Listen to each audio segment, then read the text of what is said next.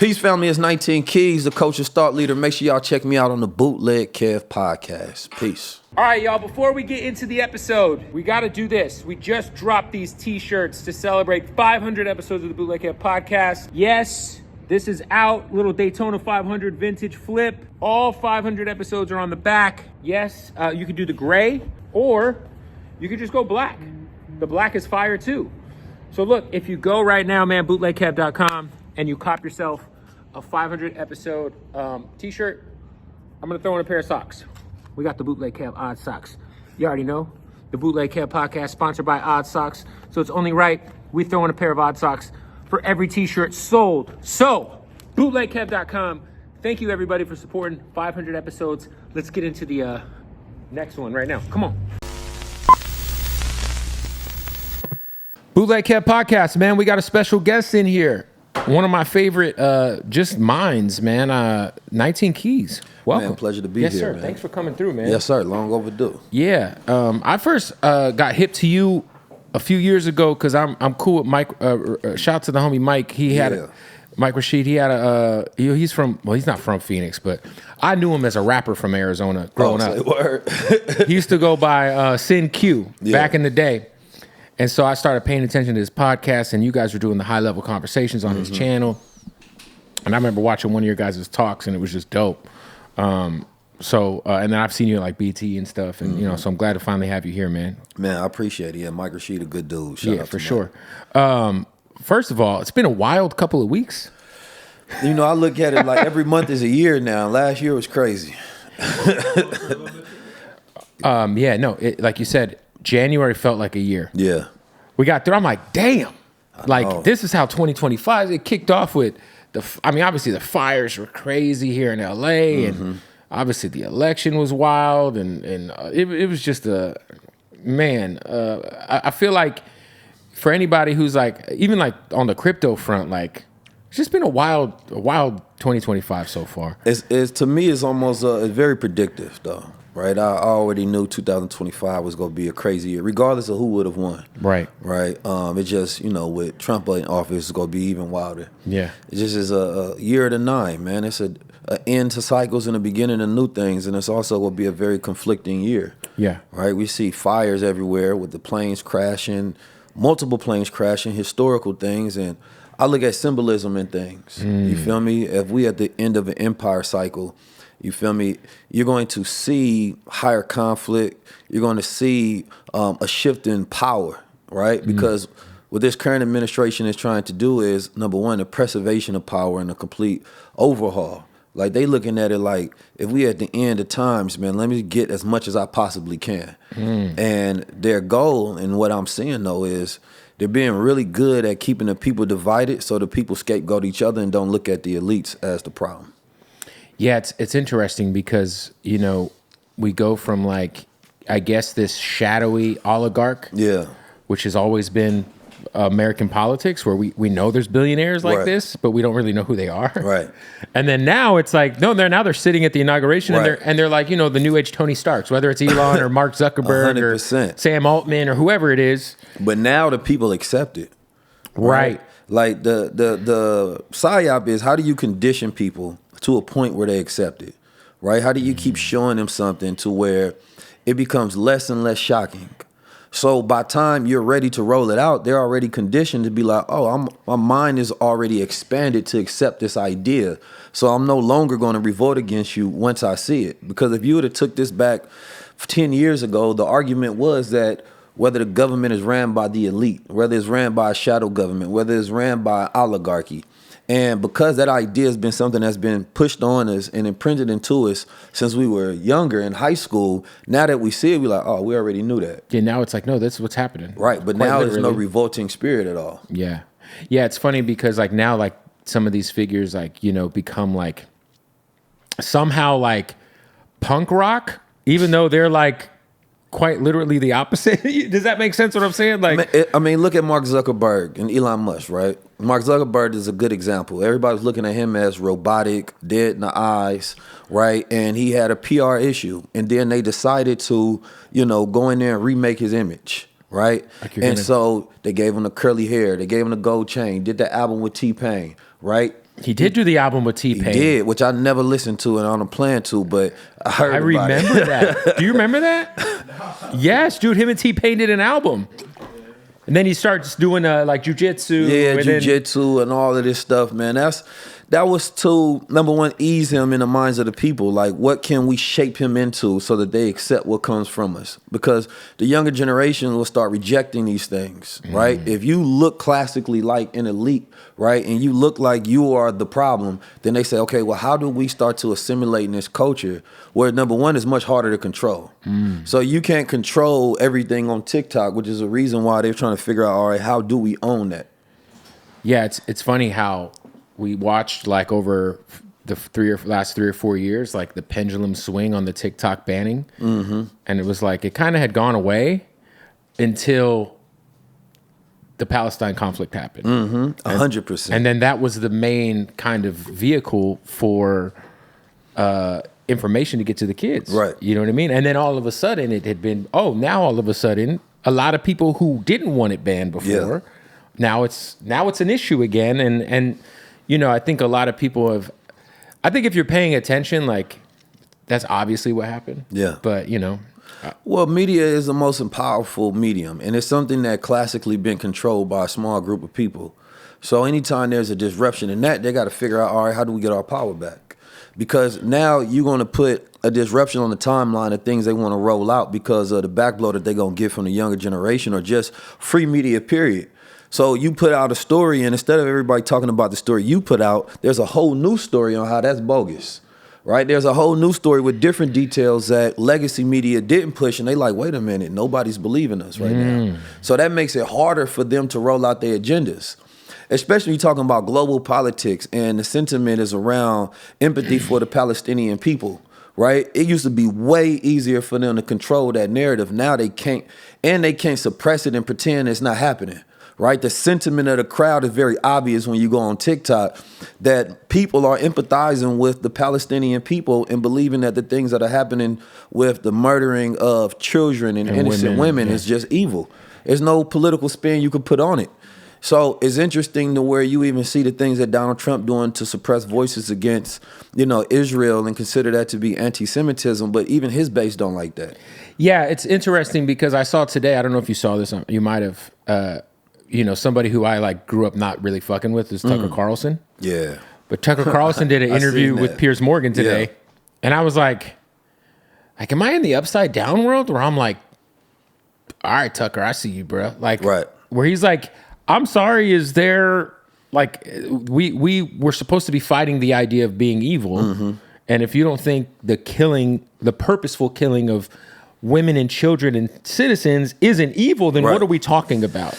Yeah, I think that you're going to see more of that happen. Even like Candace Owens. Yeah. Like, shout out to Candace. Like, I don't agree with everything Candace Owens says, but like, I've definitely had like a hard shift in terms 100%. Of like, damn, like Candace Owens ain't like as crazy. Like, you know, growing up, like, you know, obviously being like a hardcore Democrat over the years, you know what I'm saying? Like, you always would just be like, yo, Candace Owens she's the boogeyman, you know, or Tucker, or like, but it's like, not everything. I think over the last 8 years, I would kind of say, really since COVID, a lot of shit is in the gray space, man. Like, you can't look at everything as black or white. You can't take everything from each side and write it off fully. Now, the other thing with that is society will try to paint you as all of that or all of this if you don't align with everything each side is trying to feed you, you know? Well, what you're looking at is different agendas, though. So it's like, it's a very interesting breakdown with this. So you got a part of the MAGA group, and they're not all united. People act like they're not. They're very united. Different. Very divided. Right. There are some people who are completely anti-Israel, right? Most of his base is anti-Israel. Most of his base is anti-Zionist, right? So when he does things that are pro-Israel, they don't agree with that, but they take that because they want him to help them on other fronts. Right. The America First front, which is hypocritical in a way, right? But when you see somebody like Candace Owens, you see somebody like Tucker Carlson, she got fired, right, by Zionists. So now she start going down this rabbit hole, right? So they talk about being red-pilled, and now I don't know what this is, the Zionist pill, if you will. Right? To where you have these people that say, wait a minute, they were pro-white, they weren't pro-Israel. So now there's this difference of saying that, wait a minute, that base is looking at it from an ethnicity standpoint. Then they looking at it from a Christian, saying that we was all together on this MAGA, but is MAGA Christian or not? Because if it were, then that means that we need to move based on Christian values, right? And then you can't stand hypocritically in front of a microphone, right, in front of your base to be pushing pro-Christian values and at the same time be pro-war, right? And wanting to kill women and children, right? And then stand in front of that happily. But you realize is that they might sell Bibles and they may use Christianity, as a vehicle, but they're using it as a vehicle for manipulation because they know that that base wants these conservative values pushed. But do the oligarch and the megalomaniacs actually care about that? And the answer is no. Right? Elon Musk is a transhumanist. That's against Christian values. Right? He wants to go to Mars and things of that nature. Do they care about living in harmony with the planet Earth, or do they care about just extraction? And capitalism is against Christian values. Right? Especially extreme capitalism in a way that is plagued out in America today. And right now I believe that we just at this point where capitalism is eroding at the soul of human beings. Right? They focusing on wage suppression. Instead of figuring out how do you increase the quality of life for people in America, it's just about how much money are we making. What does that have to do with the fact that most Americans are depressed, overweight, right? Have anxiety, and they have no vision or dream towards the future aspirationally. Like America's losing its capacity to be an inspirational and influential place because we have so much conflict. And so you're going to see that base continue to divide on their talking points because they have different agendas, and now they're starting to crisscross. You feel me? Especially when it's who's running the government becomes. Is it Elon's agenda? Is it Trump's agenda? Who's behind Trump's agenda? I believe. Is it Mary Madison? Is it? The first presidency, I think, was a more honest Trump, right? Because I think he was surprised that he even won. Right? But this time, number one, he had 4 years to prepare. Then you have all these allies that he had to take money and promises for, right? So now he has to, fulfill those promises, and Trump likes to be liked, so he's trying to fulfill those promises as much as possible. You feel me? But then a lot of those promises are contradicting to each person that gave him. Is it for the citizens? Is it for the oligarchs? Is it for the people that's pro-oil or electric, right? Is it for the people that's pro-Palestine or pro-Israel, freedom of speech or censorship? I think there's a lot of conflict within the mega party itself that eventually is going to cause it to implode, which is why you see people like, what's the one Indian guy that got out of there? Vivek, man. They got him and I out liked of there. Vivek. Like, I thought Vivek was like, I saw footage of him like being very kind to people on the college campuses who weren't necessarily aligned. And he was Vivek actually played the game. But like you said, they got him up out of there quick. Because he forgot that they were white first. And he started talking to white people like he was better than them. And they was like, we rock with you as long as you saying what we want to hear. Because he had that tweet, that about the tweet visas. about the H1, the visas and how America's we're raised on different values. And he reminded people that he reminded white people that they're not the top of the food chain in America. He said, no, there's Asians. They're the most educated group in America, and they have the highest grossing household income. And part of that is based on how they actually live by their family values, right? And so that disruption of that thought process to say that, wait a minute, we got the highest paying jobs and we run in these tech sectors. These white people have to look at themselves and say, wait a minute, you saying we DEI? Because what he said is, well, if we get rid of DEI and we operate based on merit, then we're still going to get the jobs because we're the ones educated in these sectors, right? And we're the ones the most qualified. So you don't want to go based on merit if we going toe to toe. And that's when they had to look at themselves and say, get his ass out of here. Yeah, it's funny with this DEI conversation is like, my co-host James was telling me, he's like, yo, if you look at some of the DEI numbers, it's mostly white women. Yeah, it's mostly white women. But it's become this the airplane crash that happened. Like when the first thing Trump went to was... Yeah, that was stupid. It was just, it's like... Without having any information, you just go say DEI. That just shows you how they just going to utilize this. It's like red meat to throw to incite the base, right? That's it. And to me, it's like, to have like a real conversation about like what DEI actually is, who it actually benefits, whether or not it's beneficial for the workforce as a whole. That's like a conversation that that's different. That's different. But I feel like what it's turning into is like, well, every time something's wrong, right, somehow you just pull this because boogeyman of DEI into it? We're having two different conversations about DEI. It's the way it's weaponized. It's the actual reality of it, right? Because for me, it got to be nuanced. The Democrats did go far left extreme with things. Yes. And they never take any accountability, which means that if they don't take accountability, then you're going to look at the base the exact the same way, and we're going to say, we're still not rocking with you. Because they did go to the trans movement. They did go completely LGBT and women's movement.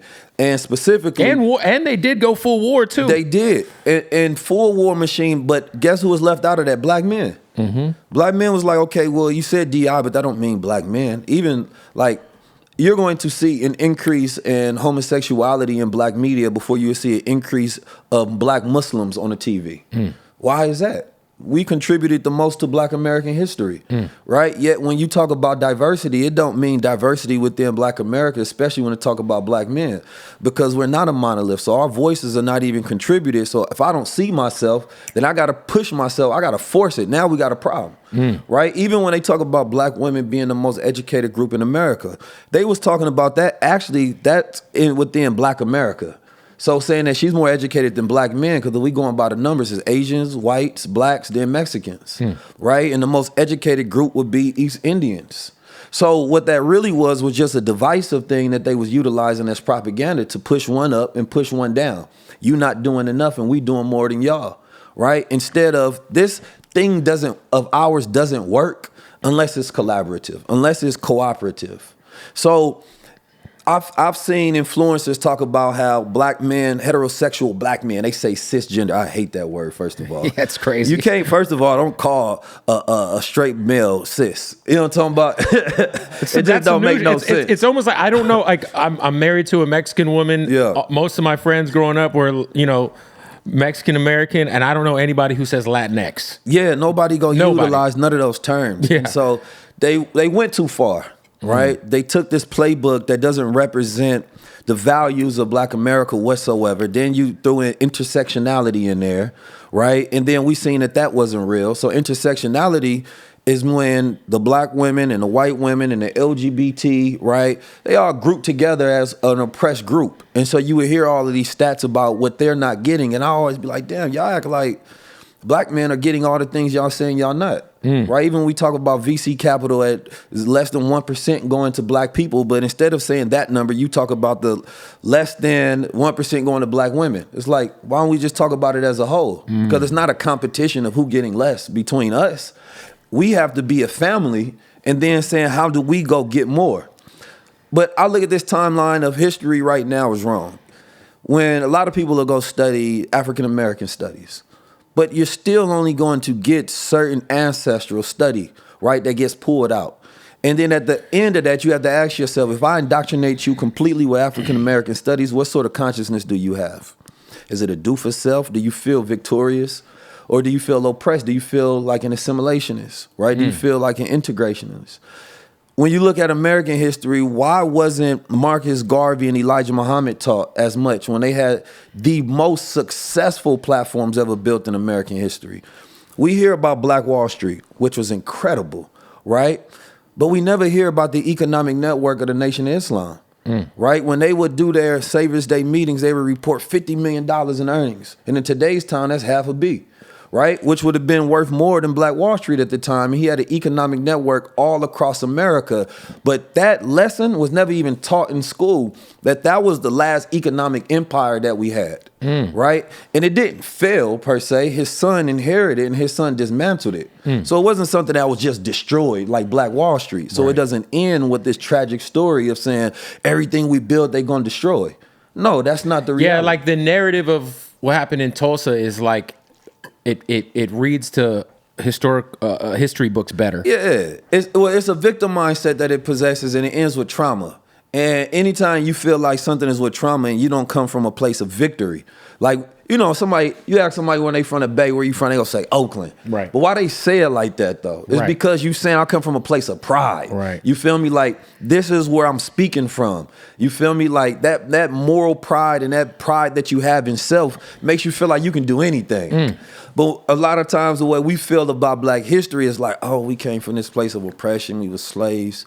And then slavery is not taught right. right? We don't talk about the Seminole Wars and when there was free towns in Florida and there was men like John Horst that he fought in 2 wars and in multiple battles. He fought for his freedom. He fought against the Indians. He fought with the Indians. Right. You feel me? And then, of course, there were the black Seminoles that had babies, the Native Americans and Africans having babies. We don't even talk about that lineage and timeline enough.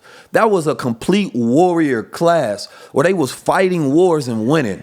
And we just don't spread that information at all. Like, we not a warrior class of super resilient people. Because if you got that kind of pride growing up, you think of your timeline differently, right? If you come from just the Malcolm and Martin timeline, that's conflict.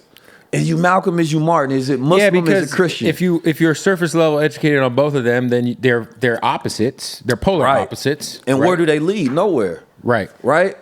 I'm not talking about as a whole people, because even people that follow Malcolm don't actually follow him. Right? They inspired by the story, but they don't follow the teachings. A cat have a whole Malcolm X tattoo, a white girl on his arm, and goddamn, you feel me, go eat some pork the next day, but he was inspired by Malcolm. Right. That's not the power. The power is what made him Malcolm X.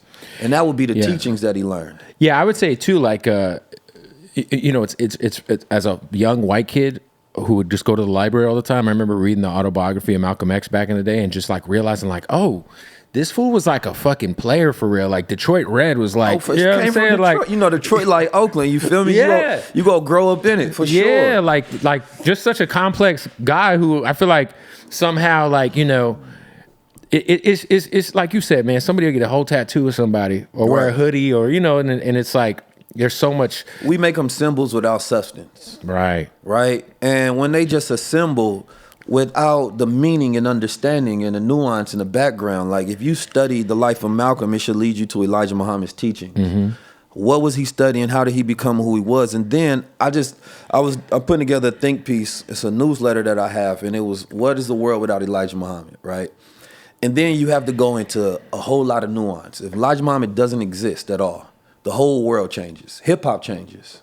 For sure. You don't get Father Allah. You don't get, the God body influence, right, in hip hop. You don't get the Rakims and the Wu-Tangs. Yeah, you don't get RZA. You don't get Chuck D. You don't get so much stuff is. Then a student of his was Dr. Sebi. He was the first to give us the dietary restrictions on what to eat in America. Yeah. So then you get a change in that. You don't see the CMOS everywhere. Right? Not saying that he directly told anybody he's CMOS, but Dr. Sebi said this was the only black leader that I seen that was worried about black people's health, because he was an FOI at one point in time. You don't get Malcolm X and you don't get Honorable Minister Louis Farrakhan with the Million Man March. Right? You don't get none of these things. You have to change so much about history and black consciousness. And that is just saying that when you erase figures like essentially Marcus Garvey from truly being understood, right? And you erase, Noble Drew Ali from truly being understood, and the Honorable Elijah Muhammad, and you only give us, right, as our main people that we go to in our minds, Martin and Malcolm, right? But that right there is a contradiction within itself, because even Martin Luther King, history wasn't the dream. It was who he was after that speech. Right. That's his real story. What he started talking about after that, and he was like, man, I realize we go burn in this house if we integrate. I realize it got to be economic upliftment. I realize we got to get our own, because the America that we about to integrate in is so morally bankrupt that it's going to corrupt us if we integrate within it. So it's easy and commercially viable for America to spread the dream speech, because that's easier for them to control. But the radical leaders that say do for self, we go build our own economic base. We gonna have our own airplanes and import and exports and our own banks and supermarkets and schools, and say, look, that's cool with the Montgomery bus boycott, but what about we just take our money and invest in our own buses that we already have, and then we can bus our own people instead of trying to sit in the front of the bus. That is a completely radical difference, and I think this generation is more aligned with the radical teachers that was talking about economic rights versus just civil rights. Do you think there was a purposeful effort to make Black America dependent on the system, if you will? 100%. That's the whole because me and James always talk about it, and he's like, if you go back and look, like the Black family was strongest prior to 100%. incentivizing black men to not be in the home of their children. You know, if you were a mom, like, you know, there were certain points in times where they'd come to your door and see if the dad was there, you know, for you to get, you know, your welfare and all that shit. And so it's like you said, it's like if you talked about you know, Black Wall Street. It's like, why hasn't that been replicated in since then? That's 100 years ago. That's the whole point. It has multiple times. There was multiple cities, over 60 plus towns and cities. What happened is that story after that time, after that happened, well, we had high in belief, because you got to remember, right? You talking about a time in the late 1800s, early 1900s, right? In the 1920s, there was this belief, right, that we can do for self. Coming out of, at the 1865 Juneteenth, right, coming out of that slavery and so-called being emancipated, the belief was, all right, we go build our own thing now. Like, they was afraid because they understood that the black working class was going to be a large consumer group and have so much power, right?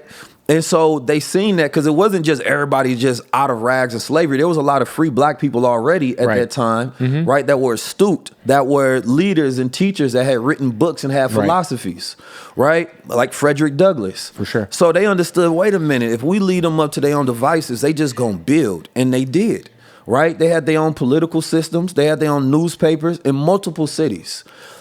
It wasn't just Black Wall Street that was burnt down, but what they was really trying to do was kill the spirit to believe in doing for self. How do we stop to get y'all believing you can create your own city and infrastructure and economy?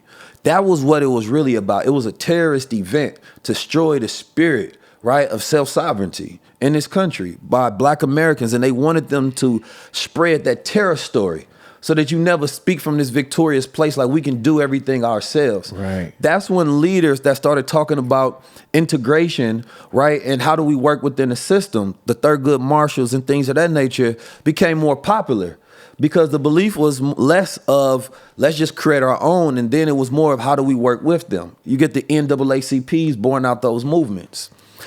But at that time, there was always different dissenting voices against each other saying, no, I think the best way forward is we create our own. Those voices always went further. That's when you get the Marcus Garveys, right? Saying he was teaching about stock certificates and giving people equity inside, you know, his business with the Black Star Line, because he looked at the White Star Line and said, why don't we just have our own? Right? Same thing we do now. That entrepreneurial spirit, that Pan-African movement, that is from Marcus Garvey. The Black Star and the Ghana flag wouldn't be black if it wasn't for him. Right? That's the Black Star Line. So that was the radical movement of us looking at it like, all right, we also had global alliances too. And this is one of the interesting things, because now there's always this fight between FBAs and Africans and things. But at that time, you had a connection between the Japanese and all of the black groups, because the Japanese was going against America. So they started looking at maybe they gonna be the ones to defeat white supremacy, right? We seen them complete an operation defeating the Russians, and we was like, oh, we ain't never seen nobody with the white boys like that. They might be the ones. So there was a Black Dragon Society, right, that was committing assassinations, and they was based on Pan-Asianism. They wanted Asia for Asians. Then they connected with the Pan-Africanists, one African for Africans, right? And so that became this connection of how do we help influence these groups in America that want to do for self, that don't like white supremacy, and we don't like it, even though they was really going for imperialism. So what happened was, after they lost World War II, or I believe World War II, right, the Hiroshima bomb dropped on them, that destroyed this belief, because, and this is something that we never talk about, what did that bomb do to black Americans? When they seen America drop a bomb on Hiroshima, and the Japanese were starting to seem like an ally for the black community, that devastated a lot of groups who had connections with the Japanese. So you have somebody like Mattie Maud, who was from offset of Marcus Garvey, had over 300,000 members. She was getting funding from the Japanese, and she was pushing pro-Japanese sentiment, right, throughout the hoods and throughout her organization. But when they lost, she lost a lot of those followers, and a lot of them came to the Nation of Islam, because Nation of Islam still had the same message of we gonna do for self, and it's the black man that you follow. Nobody else is gonna come to save us. We gonna save ourselves, right? So then you start looking at how history shifted after that, and we start moving more towards civil rights and integrationalists. And I think it was a spiritual change. It was a fear, right, that pushed us towards that movement, right? It wasn't our radical leaders that was talking about economics. They said, man, how about we just figure out how to work with these boys? And then I believe that was also FBI and CIA that was integrating and pushing certain leaders and putting money behind certain voices to push that propaganda. Do you feel like today, we talked a little bit earlier about just kind of like mainstream media's, I guess, lack of a grip on everybody now? I mean, obviously there's still certain demographic that just goes to CNN and Fox News and they just eat whatever they're given. But now there's guys like yourself. Now there's like, it's a good and a bad thing, right? It's almost like, I'm a DJ. So when Serato got introduced, everybody who had a laptop could be a DJ. So you did, but now it's like, everyone's kind of their own. If they choose to be an independent source of media, they can be, right? There's really no, there's no like limit to what you could do in terms of just posting on TikTok, posting on Instagram, etc. Are you encouraged by that? Because now there isn't, because I tell my wife all the time when we're talking about like what the kids are learning at school and shit, and I'll see some of this shit, and I'm like, I mean, it's so much more information so readily available to kids to where like I feel like people, like if I was a kid and I was in history class, I'd be raising my hand all the time and being like, well, what about this? Like, Well, we in this attention economy, right? So here's the dangerous thing about it is we have a wealth of information, but a poverty of attention. True. Right? So we can't pay attention to anything anymore because there's too much information. You're just swiping. Yeah. If somebody came to you and they just told you 100 things, right? None of that just intake. It's too much to try to remember, right? So instead, we need focus right now. And what I think is going to happen is it's going to be a lot of voices that get cut out, right? And people are going to look for more experts to listen to, right? News that actually has value that you can trust during this time. Incredible voices that they can go towards. Because this is increasing people's anxiety, right? You start doom scrolling. You're just looking for more information, but you have less execution. So this makes you less willful, right? And this is not a good thing that we have too much information. You need more focus because there's no leader in history of time that we consider great. They became great because they had too much information. No, when we look throughout history, they had focus, right? I will let you have less, but have an understanding. And understanding is more powerful than knowledge. If everybody had an early understanding on Bitcoin, right? You had early knowledge, early information. Yeah. You had surface level, like, right. Oh, yeah, But if you understood it, you would have put all chips in every single day and you'd be a billionaire. Right. And that would have been the only piece of information you really would have needed to understand that. Right. And that was the most powerful and necessary for you to become a billionaire, be able to change and impact your whole reality. So is it, oh, I learned this one on YouTube and this one, and I learned to this influencer and this thought leader and this one. I'd rather you not listen to me and listen to the person that has something objectively different, but at least you could become an expert at what they're doing versus we have a disagreement. So Key said do this, they said do this, I don't know what to do. It's almost like people who read too many self-help books, if that makes sense. Because if you read 10 financial guides or whatever, or like 10 how to get richer, It's almost like, for example, what's the old dude he's had a radio show forever, bald, glasses, old white cat, and his whole entire thought process is carry no debt. You know who I'm talking about. He's got a radio show all over the country. I know you're talking Gordon or something like that. He's got like a redneck accent kind of. Yeah, I know you're talking about. So it's like you could watch him and he's telling you one thing, but then you'll watch. The dude who wrote Rich Dad Poor Dad. Yeah, he'll Robert say Kiyosaki. Use debt to your advantage. And there's multiple routes. It's really just mastering your route, though. Right. You feel me? It's not that both ones can work. Yeah, neither are wrong. Right. But it's like, but which one are you gonna do? I believe the best become an expert at something. Right. If you become an expert, you become valuable during this time, and you don't have to chase money. Money comes to you because you have a value. Right? So expertise, number one, that means you got to focus and get a depth of knowledge. Right now, people have a spread of knowledge, right? But they don't have any depth. They can't teach it. They can't break it down simply to get other people to understand. Now I look at myself like, all right, what am I expert in? Right. Right. And when you become an expert, it's what other people consider you to be an expert in. Right. I would consider you to be an expert in journalism and podcasts. Right. Right. Right. In music and media, essentially. I'd say the only thing in life I'm an expert at is probably just my entire life has been hip hop since I was a child, you know. It's but most people not an expert on nothing. Like I could name random bench players from the 90s, you know. I'm a basketball fanatic. So outside of that, you know, we figured out the podcast and radio. Radio's my shit. I'm in 100 markets, you know. Radio's what I've been doing since I was 16. But look at that. That means that now when you learn new information, you can filter it based on your expertise and why it's valuable to you. For sure. Right? So when I was young, I used to read different books because my filter was, all right, how can I use this as some sort of value though? So if I can't utilize it, even in a conversation, I might learn philosophy just to bring it up. Right. But I was always giving myself an intent with everything that I was doing. And I don't think a lot of people have good intent right now. So therefore, they're not learning for a reason, right? They're just learning to learn. Right. You feel me? And that's where you start structuring and saying that, no, I'd rather you learn some basic skill sets and master those rather than you just trying to pick up everything in the world and you become a master at nothing. That's true. Yeah, if you're not a master of anything, then what are you doing? Yeah, become a master at Canva. That's more important than you being a jack of all information, but you can't do anything with it. Right. You know what I'm saying? Like, master one single app and let that be your niche right now. And everybody who wants to come for that particular niche will find you. You said something on Twitter a couple of weeks ago that I thought was, it just hit, man. You said being asleep is the new woke. And I felt that shit because I feel like the pendulum has like if you think about everything in the last 6-7 years, right? It almost feels like it's swung so far the other way that you're desensitized. Like even with some of this mass deportation shit, right? It's like there's the conversation of like obviously there was an issue at the border, the shit was popping.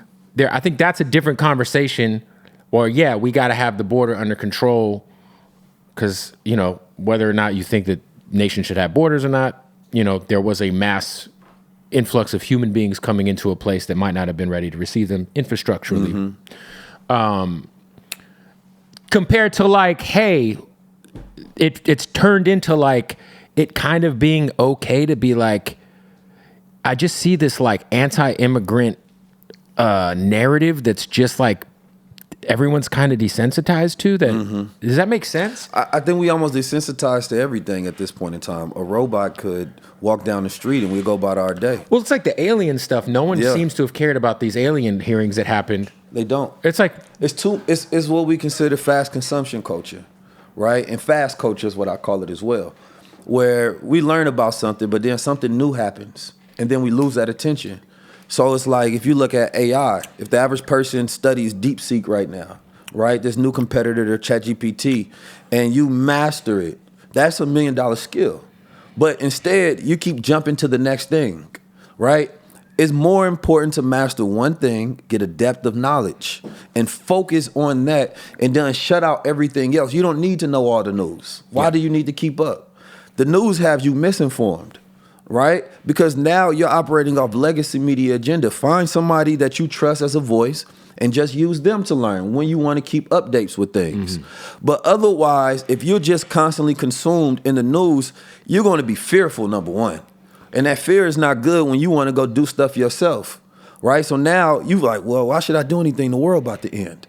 You know what I'm saying? Like, I don't know what's about to happen. And now you find yourself researching conspiracies that have nothing to do with any of your goals. Right. Right? If this not going to empower you, then it's not worth anything to you. Right. And I think that that's another dangerous thing is that we are losing our ability to respond to things. We just react. If you go look on Instagram and YouTube, it's just reaction videos, right?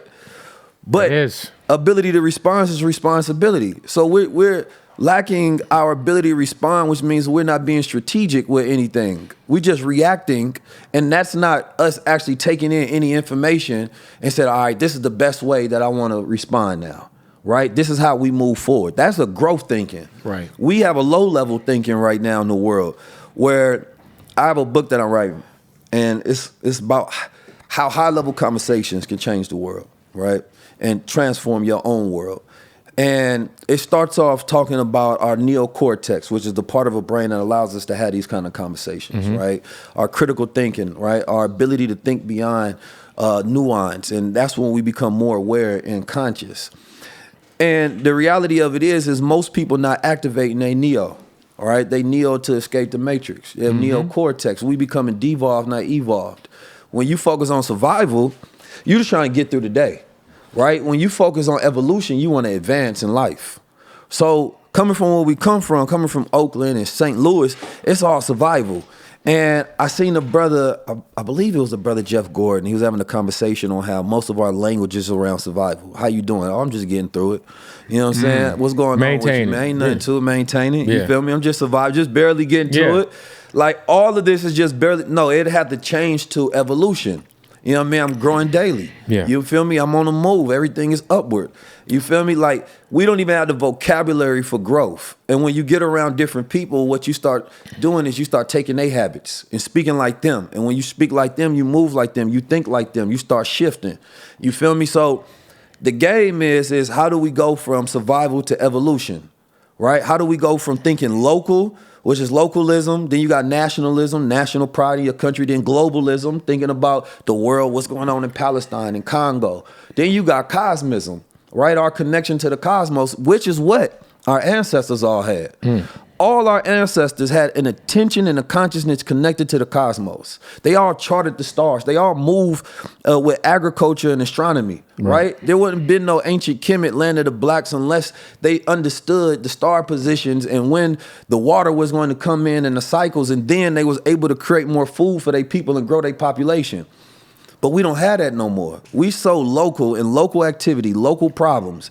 That keeps us emotionally down all day, worrying about this bullshit on the news. Facts. Yo, don't forget, we got to tell you about our sponsors at MyBookie, baby. That's right. It's that time, man. Super Bowl's back. Eagles versus Chiefs. So much action to get on, and it's all going down at MyBookie. This is what I love about MyBookie, man. It's not just about picking who's going to win, the Chiefs or the Eagles. It's about all of the crazy props that MyBookie is giving you. I'm talking about everything from the coin toss to the Gatorade color at the end of the game that gets spilled, to the national anthem length. It all happens. You could bet on anything and everything at MyBookie. That's right. All right. You can sign up right now. Use the promo code Bootleg when you sign up at MyBookie for that first deposit bonus. They're going to get you hooked up. This is what I love about MyBookie too, man. Super easy to win, super easy to get paid, whether you want that cash, whether you want that credit, you want that crypto. They're making it happen for you. And man, bonuses for every type of deposit. It's amazing, man. The loyalty program, man. I've been using MyBookie for about a decade now. So many props. I think the Shore prop, let's just ride that. Saquon Barkley, anytime touchdown. And we're going to parlay that with Jalen Hurts, anytime touchdown. Because you know Jalen Hurts going to get that tush push. Certain point of time in that game, the tush push is going to go down for the tutty. Combine them. Do a nice little two-little leg joint. You know what I'm saying? Or go 1-1.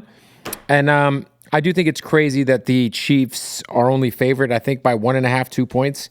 You got to ride the Chiefs. You got to ride Patty Mahomes in the Super Bowl. It's just what he does.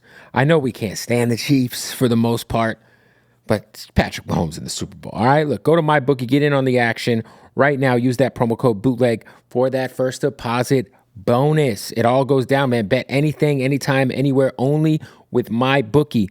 Also want to give a shout out to our family over at Blue Chew, baby. That's right. A lot of people asking, does Blue Chew work? Find out for yourself.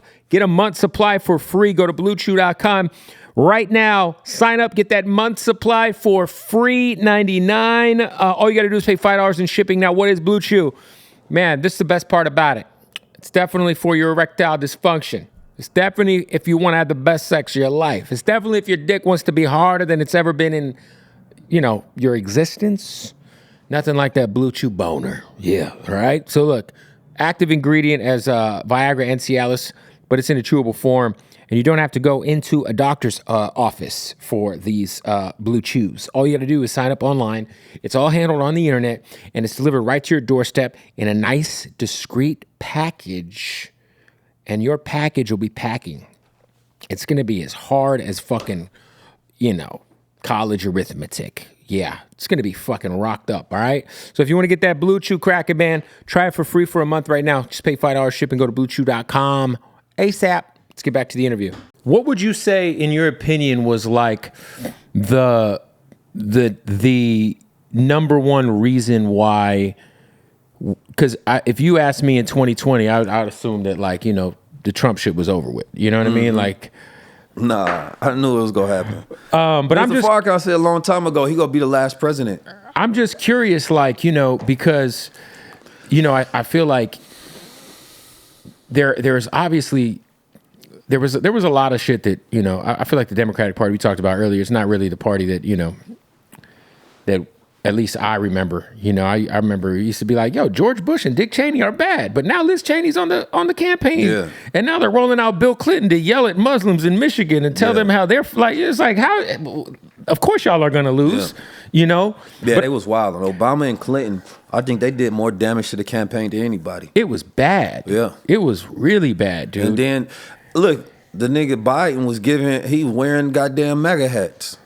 Put the MAGA hat on. His wife wore the red dress. I think all that shit was on purpose. I do too. I think I believe all of this is coordinated by the elites. Because here's the thing: if you take history and you erase the word Republican and Democrat and you put government, you get a clear picture of the world. Our problem is that they get to shift the branding to one side or the other each time. Doesn't mean that they're not clear differences in value, but then there's one entity and then there's the people.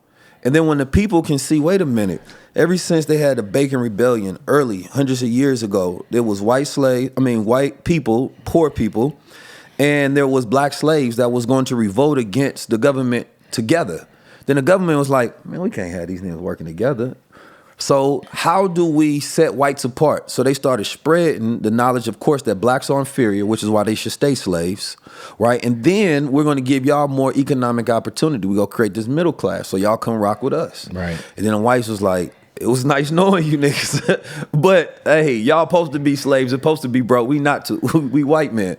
So then, of course, you get this white class, and then this is where they play this game of how do we keep the people divided so we can continue to rule both of them. As opposed to like it being a classist thing, it's like, right. It's like, how can we make people forget that both of y'all are poor? The only thing that you guys might disagree on is whether a trans person should play sports or, you know, it's like, right. And we're going to throw this same conservative values. We're going to throw this ball over here that's like this crazy, like, just, you know, only affects 0.5% of the population, but everyone's going to fight over it. And then while we're over here, we're taking away the ability for you to purchase a home. It's genius for both of y'all. If whether you're black or white, if y'all both are poor, you're both fucked because now you guys can't even buy a fucking house. Well, let's talk about that.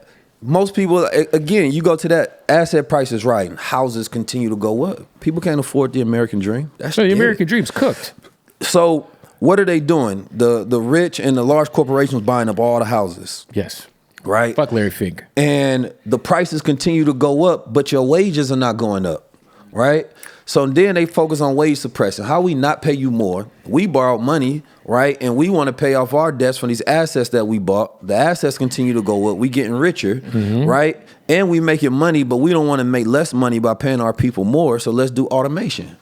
Let's bring in AI to handle this, right? And then what happens? The productivity decreases, number one, when people can't focus. So when we talk about an attention economy, when you got too much information, it steals your focus and then it decreases your ability to be productive. So productivity in America has been decreasing over the years.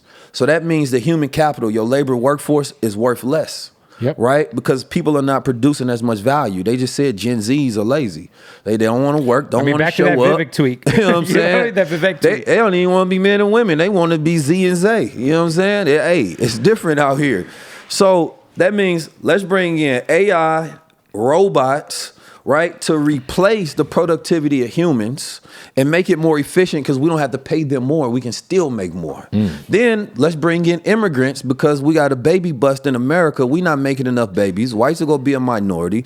Okay, then that triggers a fear. Forget guilt. Now we fearful. Forget what we did to people. We going to be a minority. And what will the minorities do to us if they empower, if we treated them like this? So number one, stop teaching them history. So when they get in power, they don't look at us as an enemy and what you did to us, we going to do to y'all. Right. There's all of this fear going on. So they have to continue to suppress the wages, produce more AI, robotics, The robots is going to become so goddamn efficient, you don't need no humans. But this is the way that it always happened. You go from people as a labor force, horses, you go from trains and automation, then you got the digital age, and now it's saying forget humans. Let's just go completely with robots and keep all of the money, make everything so expensive that you don't own nothing and be happy. And then what happens when people don't believe in their ability to make money in the system and they think it's rigged? They gamble.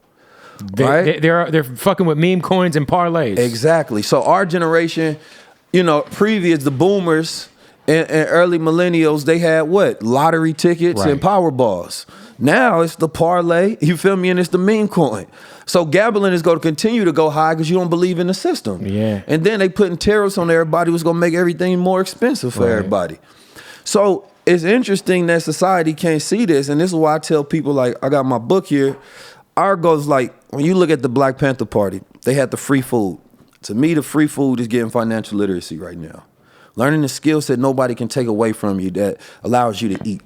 Yeah, because if you look at the financial system as a game, it's just with anything, man. If you just learn the rules to the game, I mean, it's and the information is there. It's 100% there, and it's not hidden from you. And this is what I tell people: it's like Trump ain't gonna stop you from reading a book. Right. He ain't gonna stop you from learning the skill. He ain't gonna stop you from starting a business. You gonna be so fearful and so worried about what's happening in the world, you're not even building your own world. Right? Your world is whatever you pay attention to. And then you get to the point where now man, like, that's the thing, is like the blaming mindset. Well, Trump's the president. It's like you got to say, like it's at the end of the day, whether it was Biden, whether it was Kamala that won, whether it was Trump that won again, it's like, okay, how do you save yourself? Well, also, how do you say, okay, well, I know if this person's winning, how do I set myself up for success, regardless of who the president is? But okay, cool. I know if Trump won, this is what's going to happen. Maybe I should invest in these type of stocks. Maybe I should look into these type of, See, that's knowing how to respond. Right. Right? That's knowing how to plan and think strategic ahead. So if you're going to be strategic, that means you got to be a general in your own life. Life is war. I mean, you got to take a step back and think about how the hell do I secure my future and my children. You feel me? If you can, I promise you, if you can get focused during this time, you gonna be one of the top 1%.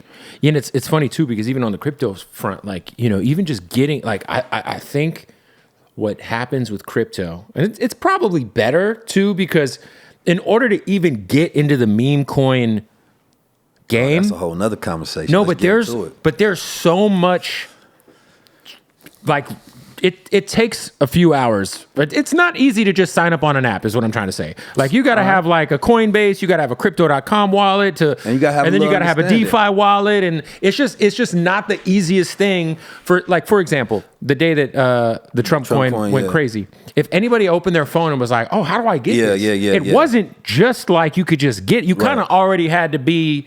And that time, and by that, it's exactly. And by the time you buy, you liquidity for anybody to dump on you. We woke up in the morning and I was like, damn, it's $24. I'm like, but then it went up to like 60. And I was like, fuck. But it's better to not get in at 24, right, than to not know when it's going to drop and then lose all your money. Right, because that's when it happens. Obviously, look at the meme coin, right? The meme coin thing is the attention economy on steroids. It's basically, instead of you do a podcast, you got a funnel, right? Somebody, you gather attention. That attention is converted into a product. Somebody, you capture that audience information, then you retarget them and try to get them to buy something. So now you've made some money off that attention. Meme coins are based on narratives, right? So what's going on in pop culture or whatever that's happening, they will make a meme connected to that. So Donald Trump just said, let me meme myself since I'm about to goddamn become president. And then as all that attention is ciphering over here, attention then becomes currency. Everybody pour that energy into it. I get paid billions because how much is that attention worth, right? So when we look at it, though, the reality and the dark side of the meme coin is that a lot of these are inner circles, right, of people where they know, insider hey, this information. Is gonna happen. You're gonna So it'll be somebody that say, all right, I'm gonna drop a coin, And behind the scenes, though, I hit you up, Kev. Right? I say, look, I'm going to drop a coin. I'm going to need you to push this out. Now, you got a Telegram group. Right. I already allocated some monies towards you. I'm going to tell you when it's going to drop, how it's going to drop. Your wallet going to get in. You. Yeah. Yeah. You jump into your Telegram group. Somebody in your Telegram group, because you an OG in there, then they send it to their Telegram group. Then they send it to Twitter. Right? Now, all of these is layers of people who getting it earlier or later. Right? Like, by the time you see it on Instagram, it's late. It's over. So once you understand that the game is rigged, that they have paid an influencer on Twitter $5,000 or something to push it. Let's say the Haktua girl. Haktua coin. That one goes up, but the thing is you're not getting early, then you late. If you don't have some sort of insider track, you don't have a bot that is sniping it for you instantly, which is what they do to automate. And all these things that I'm saying, I'm sure the average person don't know, and is letting you should rewind this and say, okay, let me go to DeepSeek, let me go to OpenAI, and let me put this information in there, study it, and ask them to break it down to me. If you don't have the focus to do that right now, I promise you that shit you about to do the rest of your life, right? And the things you about to do tonight is not that important. It's not more important than you making $1 million, right? Or $100,000 as from your new skill set and new information, which is just you getting focused. Now, a lot of these 99% of them are rug pulls and scams. But here's the beauty of it, though, is that Bitcoin is going to be Bitcoin. You go buy it, and it's just an exchange of currency, right? And what you're doing is you're increasing your purchasing power, right? Because as Bitcoin goes up, your purchasing power goes up. So if inflation goes up, it doesn't matter, right? Because you're still able to buy the same amount or more of things based on the amount of money you have. Right. So if you work a job, whether you're getting $50,000 or whether you're getting $100,000, your goal, number one, is develop a skill set. Learn stocks, learn trading, learn something. If you can, you got that focus, or do it long term. If you don't, that just means you ain't got no discipline, which is fine. That means you know what you need to do. That's what I say. I say 2025, man. It's got to be the word of the year. It's got to be discipline, man. Yeah, it has to be discipline and focus, because without it, you can't do nothing. You got to have that will to power. And so for me, it's like study the game. Study what the wealthy people are doing and do what they go do during this time. Even if that's like the bare minimum, I mean, I'm sure you're paying attention to this, but if you would have followed Nancy Pelosi's trades were published 10 days ago, I mean, and you just mirrored what she did. You can copy trade and then just have it automatic. I think she's up 180% in 10 days. Nancy go keep her insider money. Nancy money different. And so it's like, it's like that's something that's as easy as like, hey, if you got an extra $200 a month, just follow these. I mean, the information's there. Even on the crypto side. I'm gonna say this though: if you think it's worth money, then why not educate yourself? Why not be fully engaged? Why not be fully educated I understand it's not easy. Who cares about the easy part? Well, nothing's easy. And this is why I tell, if you a man, why you looking for easy? A man don't try to seek an easy life. Right. He try to figure out, all right, what is something that's worth doing? You feel me? Right. If you a man like that's too hard, that's your emotions. When you were thinking, man, I rise above emotions and still get it done. I'm not looking for easiness. That ain't the development of a man. If your father said, man, I ain't do it because it wasn't easy, you'd look at him like he was soft. Yeah, I mean, there's so many things, like even with the Bitcoin and there's ways you could leverage if you think you can read the chart, and you could long and short like preposterous amounts of equity in those coins that you don't necessarily have. Yeah, you can. But again, it's gambling.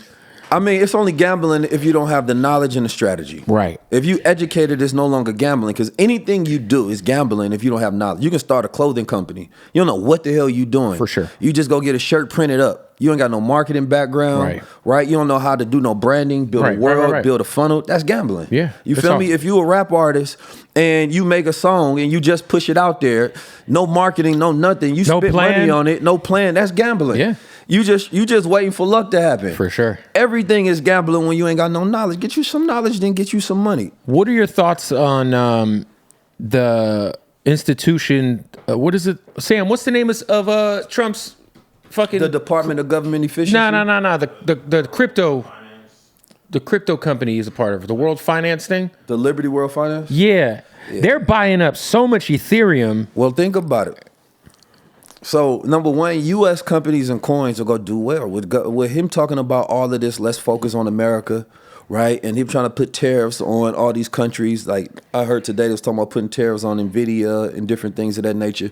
U.S. companies gonna do very well right now. Also, U.S. cryptos. So ones that are ISO 22 compliant, right? Meaning that these are the ones that are following regulations, right? Right.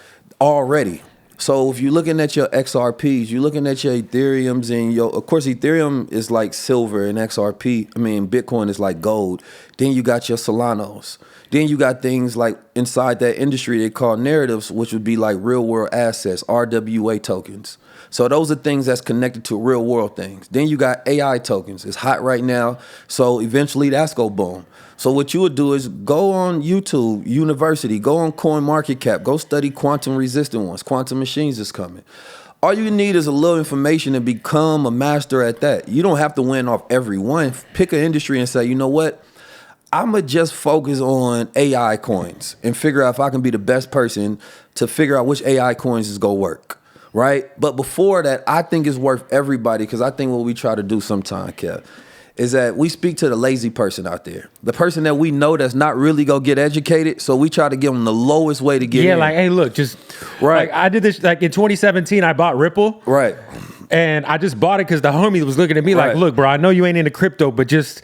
And I was like, all right, bet. But you know, the reason that's dangerous, because if they get in and they win, the way tokenomics work, psychology, they got rewarded, so it makes them want to do it again. They got a good entry. If they get in and they lose, right now they emotionally disconnected because now they fearful. So now they feel punished.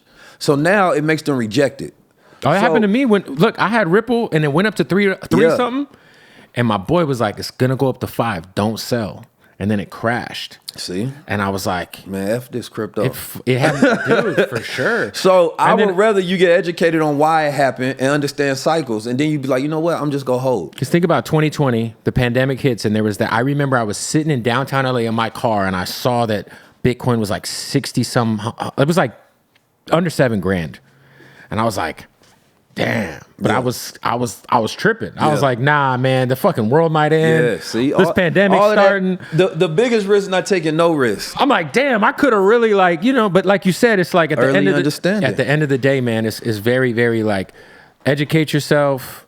Like you said, it's like they're trying to devalue your labor. Mm-hmm. So whatever if you work at a retail store, if you work at, if you do construction, like they're trying to devalue those jobs. There's certain jobs too that they say are like AI proof, like whether it's a plumber or, electrician, shit like that.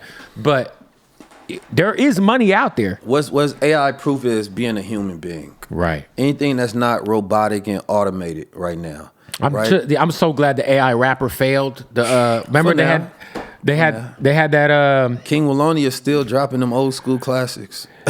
But it's crazy, right? It's like that kind of shit. It's like if you're into art, like that's. But even the rap game is so like, it's interesting because you had the whole Kendrick and Drake thing, but I don't feel like nobody picked up the mantle since then, and it's a blank opportunity. And I think part of the reason is I don't think a lot of people understand the consumption habits of people right now, right? Like I think what you should be focusing on is how do you create a soundtrack for people, right? Because this is how people curate their music selection based on their mood, right? They look at their life as a movie. They're a content creator, right? If you gonna put music as a soundtrack behind what you're doing, so you looking at your movie and your content creation and who is making music to how I feel in this mood that I'm creating. Brands are doing that, right? They're creating mood boards and figuring out how do we build a brand that makes it feel like it's a mood. So when you want to be in that mood and connected to that feeling, you buy my brand. Right. It's the same thing with music. And I think the music industry, you have the artists, and what they're not connected to is good people that's good with marketing, right? You look at Kendrick, he got PG Lang, right? And the people that's connected to him are great at marketing. For sure. They're great at building a world, understanding that mood and the psychology and the symbolism that goes into it. And if you lazy as an artist, you go lose. So I would say you curate yourself as this character, right? And you build this world and then you make music for that world. So when anybody want to feel attached to that, they go listen to your music. Yeah, I think, at the end of the day, I'm hopeful that I think the good thing that came out of this beef was not like us. I mean, of course. GNX. I mean, I think Euphoria is the best song out of all of them. Euphoria to me was like the most. It's almost like a freaking like a Quentin Tarantino movie that you watch a few times and you're like, and then you watch it like the 10th time and you're like, yeah, oh shit, like he really predicted all of this. But like you said it, I always say this. Like I always had this the critique about Drake, and Drake is the biggest hit maker ever. Wherever you want to put him on your all-time list, I think it's once he's sued. You gotta be like, dog, some whole shit. But nonetheless, I hated that Drake, you never knew how he felt about anything. Yeah, I tweeted that once and it went I've been viral. saying this People for years. I'm like, you don't know how Drake feels about anything. To be at the top and not give commentary and narrative and introspection on anything, right? It says that I have this position that historically everybody else that's been in this position that does that, but I decided not to take that position because you want to be safer to brands. So that makes you super commercial, and then that opens you up to the attack because being the top of hip hop is a responsibility. Mm-hmm. You feel me? Like cultural responsibility. You feel me? When things happen in the world, I ain't saying you gotta goddamn become Tupac, but you gonna say something. Say something. Because music curates, music narrates, right? Music is inspirational, aspirational. This is where we going. That's the good thing that the Kendrick Lamars of the world have the ability to do, right? He create a soundtrack to the movement of what I'm seeing or what's happening culturally. Then he can get back to partying. You feel me? It's like you go to an event. To Pimp a Butterfly, and you're like, I know a lot of people during like 2020 were like, yo, this album is aged, because people gave him shit about that album. That's my favorite Kendrick album. But it's like, how much $1 really costs? Think about this though. When I was growing up, I don't know how old you are, but I'm 38. But like, there was always like conscious level hip hop at a pretty high level of like, even though Raucous Records and like Common and Mos Def and those guys were like technically underground, they were still going gold. They were still going platinum. Yeah. I don't know who that is right now. Like, that's like who's somebody who has like made, shout out to Macklemore who made a song about what's going on in Palestine. But somebody who's made like, I guess the new version of protest music. I think Killer Mike's there. But Killer Mike's an OG. I think the last great song was "Fuck Donald Trump" of protest music for sure. Because that song actually was getting played. Yeah, you go to the club and you would hear "Fuck Donald Trump." Right. Like it had meaning. Like it was a soundtrack to a movement. 100%. You feel me? Like what's the sentiment of the crowd? But I feel like a lot of rappers don't really want to stand on something. They don't want to say something and then have to stand. Well, because they're so, that destroys the music though. Yeah. Because it's the honesty, the authenticity that we love. Right. I'd rather you tell me, look, man, I took a check from Kamala, but I ain't really like her. Some of the things that Donald Trump says, I'm kind of with. Some of the values, you feel me, I'm aligned. You feel me? And you live in this I want to hear what's actually on your mind. Like when Usher performed at the Kamala thing, I was like, didn't this dude just say on TV he wasn't going to endorse anybody? Yeah. Like it felt like he was trying to get rid of Diddy rumors or something. It did. Like you said, right? It's like almost like I just had this conversation. Are you familiar with Channel 5, the kid Andrew who goes out and does like Nah. He's got a dope YouTube channel. He's really, really popular. But we were talking about how like there's this weird intersection of like people who were Bernie Sanders supporters and then those people voting for Trump in 2024, which is like crazy if you think about like how there's like this like weird Venn diagram where there was enough of them to like agree on whatever intersected. Well, you gotta say if you're gonna study history, you gotta study the Southern strategy. And the Southern strategy was trying to figure out how to misalign and realign. When a base becomes unaligned with their base, it gives you an opportunity for you aligned with yours, right? And so it's how the Republicans was figuring out how to steal the Democratic base. Democrats would go so far. What would all black men been complaining about these last years is the emasculation of the black men. Yeah. Who did we attribute that to? The Democratic Party. So anybody that speaks to those values and made them feel like you're aligning with mine now, right? But then the Southern strategy goes towards this fact of how do we say nigga without saying nigga, right? I forgot the guy, and people go study the Southern strategy, look it up on YouTube, and you'll see him.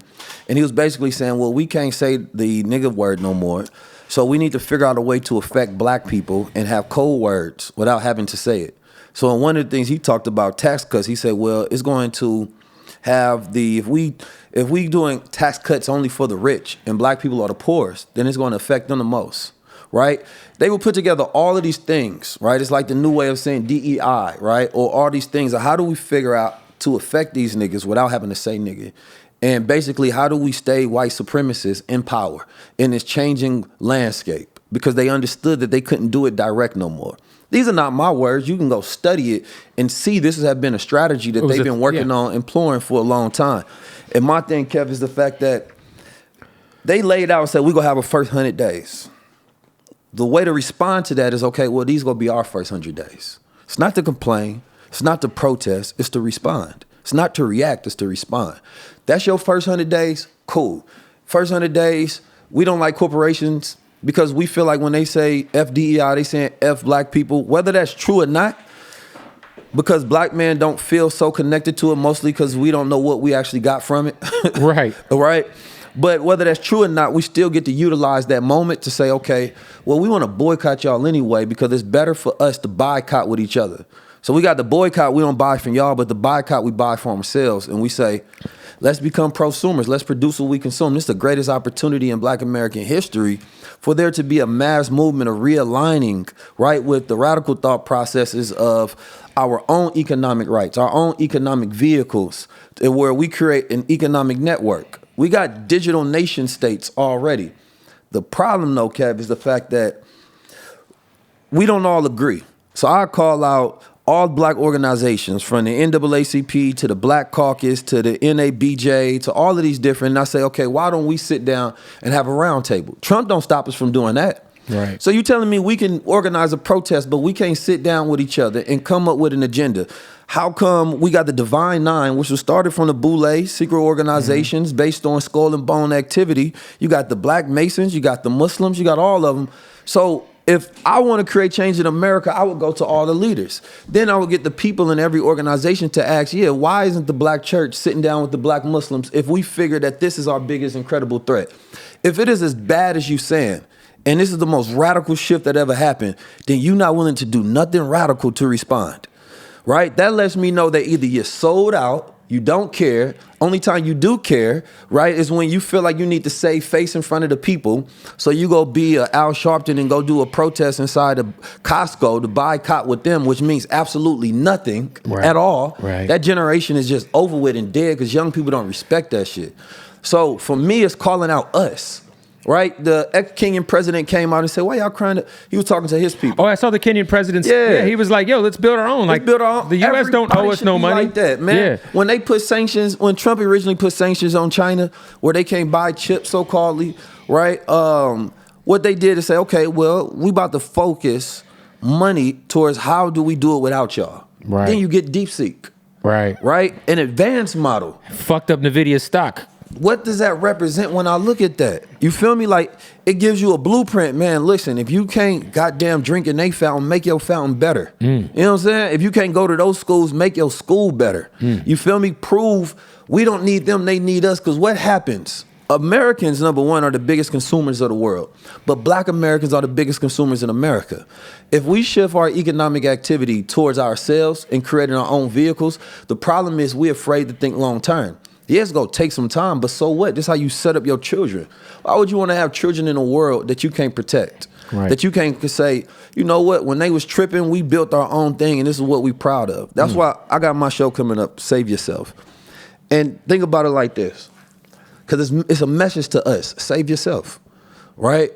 If you see a grown man drowning in the pool, right, and nobody's helping him, why you think that is? He's panicking, he's drowning, you know what I mean? He tripping. And everybody just looking at him like, bro, save yourself. Because the whole time the water not even that goddamn deep. All he had to do was stand up for himself. And this is the analogy I see with us. We act like we drowning when we not. All we gotta ever really do is stand up. But we act like our legs don't work. We don't want to get to moving. So I see it as a viable option. When I talk about blockchain technology, I'm not saying it from a capitalist stand view. I don't care if we don't own it. if they can create meme coins that circulate hundreds of millions of dollars amongst themselves, then how come we can't do that? Right. Then we raise funds fast, buy major assets that we now own, right, and do for self. How can we create our own? First of all, you study Estonia. Estonia is one of the most digital nations in the world because they see where the world is going. They prepared for it. They responded. Now you can create a business in like 10 minutes. You can become a citizen of Estonia and then contribute to their GDP, right, digitally. If you take that as a stance and all these groups create their own digital nations and then they're buying physical assets, then they got their own currencies attached. Because we live in a time of blockchain. Why are we not doing that? Because we're not focused. And most people still don't even understand blockchain. We don't need everybody. Right. We only need the leaders to understand it. Yeah. I think the idea of trying to get people to unify, we look at it as if we need 45 million black people to come together. You don't need that. You go take, again, these organizations, you take the top black organizations, bring the presidents and CEOs together and have a round table. If they don't want to come to the round tables because they sold out and they owe another community more than they owe their own. So it's about allegiance. I don't need unity. I don't even want everybody's unity because some people ain't worth shit right now. And I know they. And also, there's real commerce and a real economy to the division and the fear that gets 100%. They don't get paid to make solutions. It's like the homeless problem in California. They get get money to continue to perpetuate. Oh my God.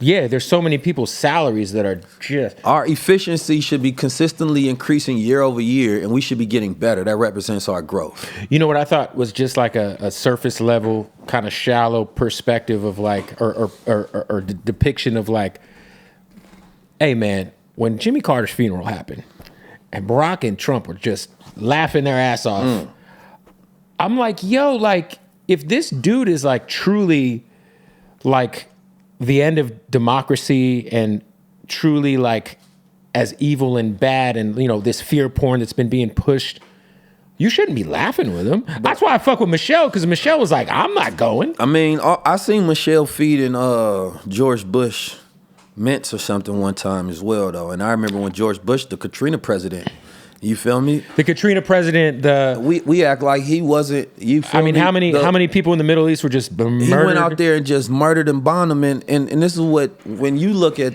that picture, number one, Obama come out and scolding black men, and then months later after Donald Trump win, laughing with him, and then not clearing it up at all. At all. You feel me? It's disrespectful, but what it really is a clear picture of America. I think it's what America we want it to be. That's what I'm saying. It's the most surface level, like, guys, left wing, right wing, same bird, bro. Like, 100%. It is what it is. You don't think behind the scenes they not civil? Yes. Funerals give the elites the greatest opportunity to meet and have conversations, right? Because it's on the book. Everybody know it's happening. Right. So they get to pass messages. Otherwise, it's very hard. They got to go through back channels of back channels. Right. So it's very interesting.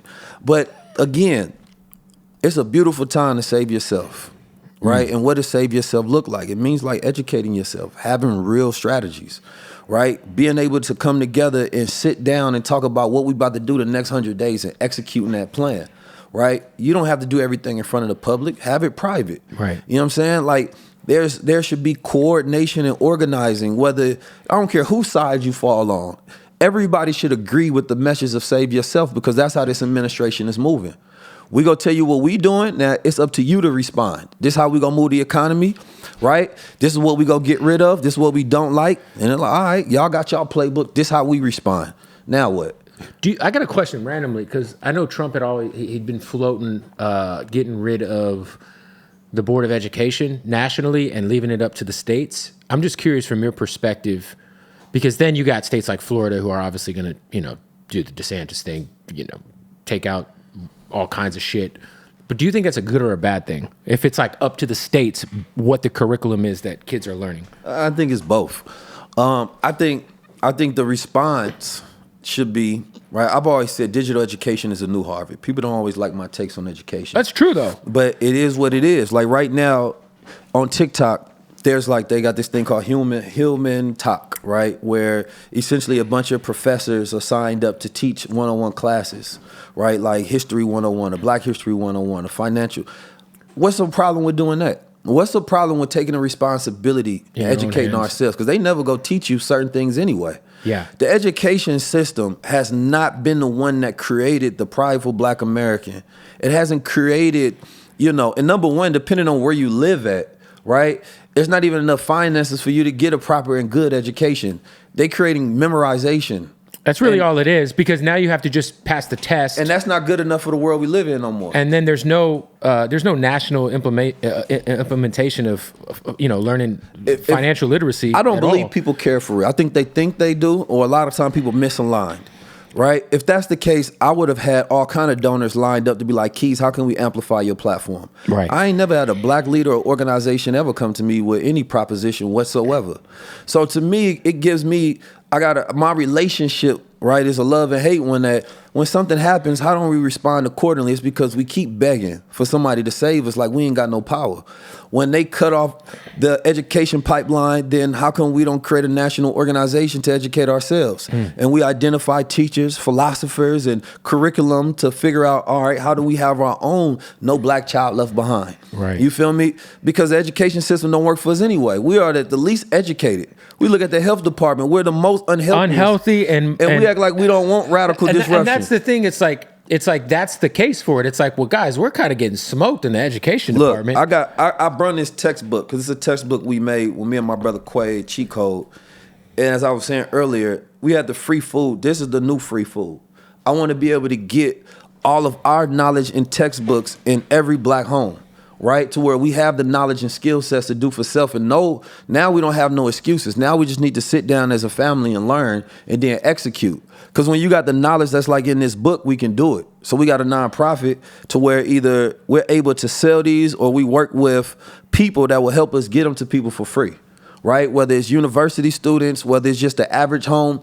How do you get financial literacy inside the home? Because 90% of our problems is based on money.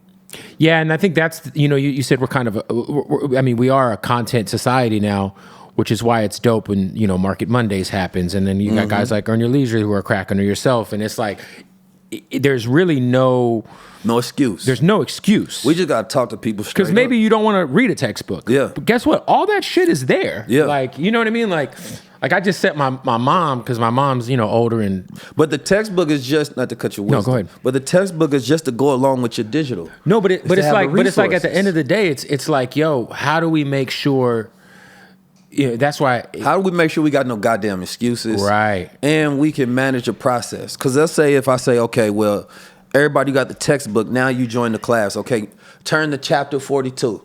You feel me? And then while you're about to go over stocks and how to do, or why to invest in bonds, or how to dollar cost average. Right. Or learn options, or exactly. What's QQQ? Whatever it is. This is not a competition to anybody's program. This is complementary to it. For sure. You feel me? And the goal is, why don't we just have solutions like this? Let's get goddamn textbooks of our own history in every household. Right. And then have a digital component like connected to that. You don't have to depend on the education system. Well, what does college have the most? They have the network and the experience. So now we need to figure out, how do we create those experiences? Because 50%, according to Robert Smith, 50% of Black wealth goes towards college debt, right? So we spend so much money getting an education that's outdated that we can't even utilize to get ourselves ahead, which is dangerous. Yeah. I want to figure out how we can be more efficient, because he gave all that money to the HBCU.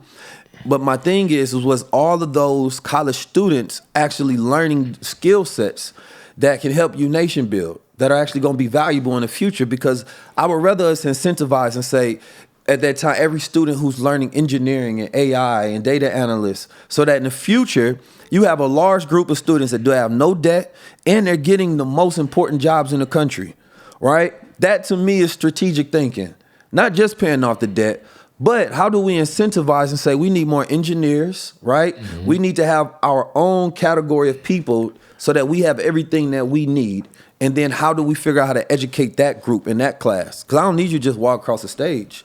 We need the people with the right valuable skills. Yeah, I think that, like you said, the experience is more, it's like more about that, or the societal acceptance of, well, I got a degree. Yeah. Not to say that it's a bad thing to get a degree, but it's like at the end of the day, like you said, there's no boundaries to like the internet. We got to stop. Information's free. Education is direct correlated to, of course, how much money you make, right? There is a direct correlation.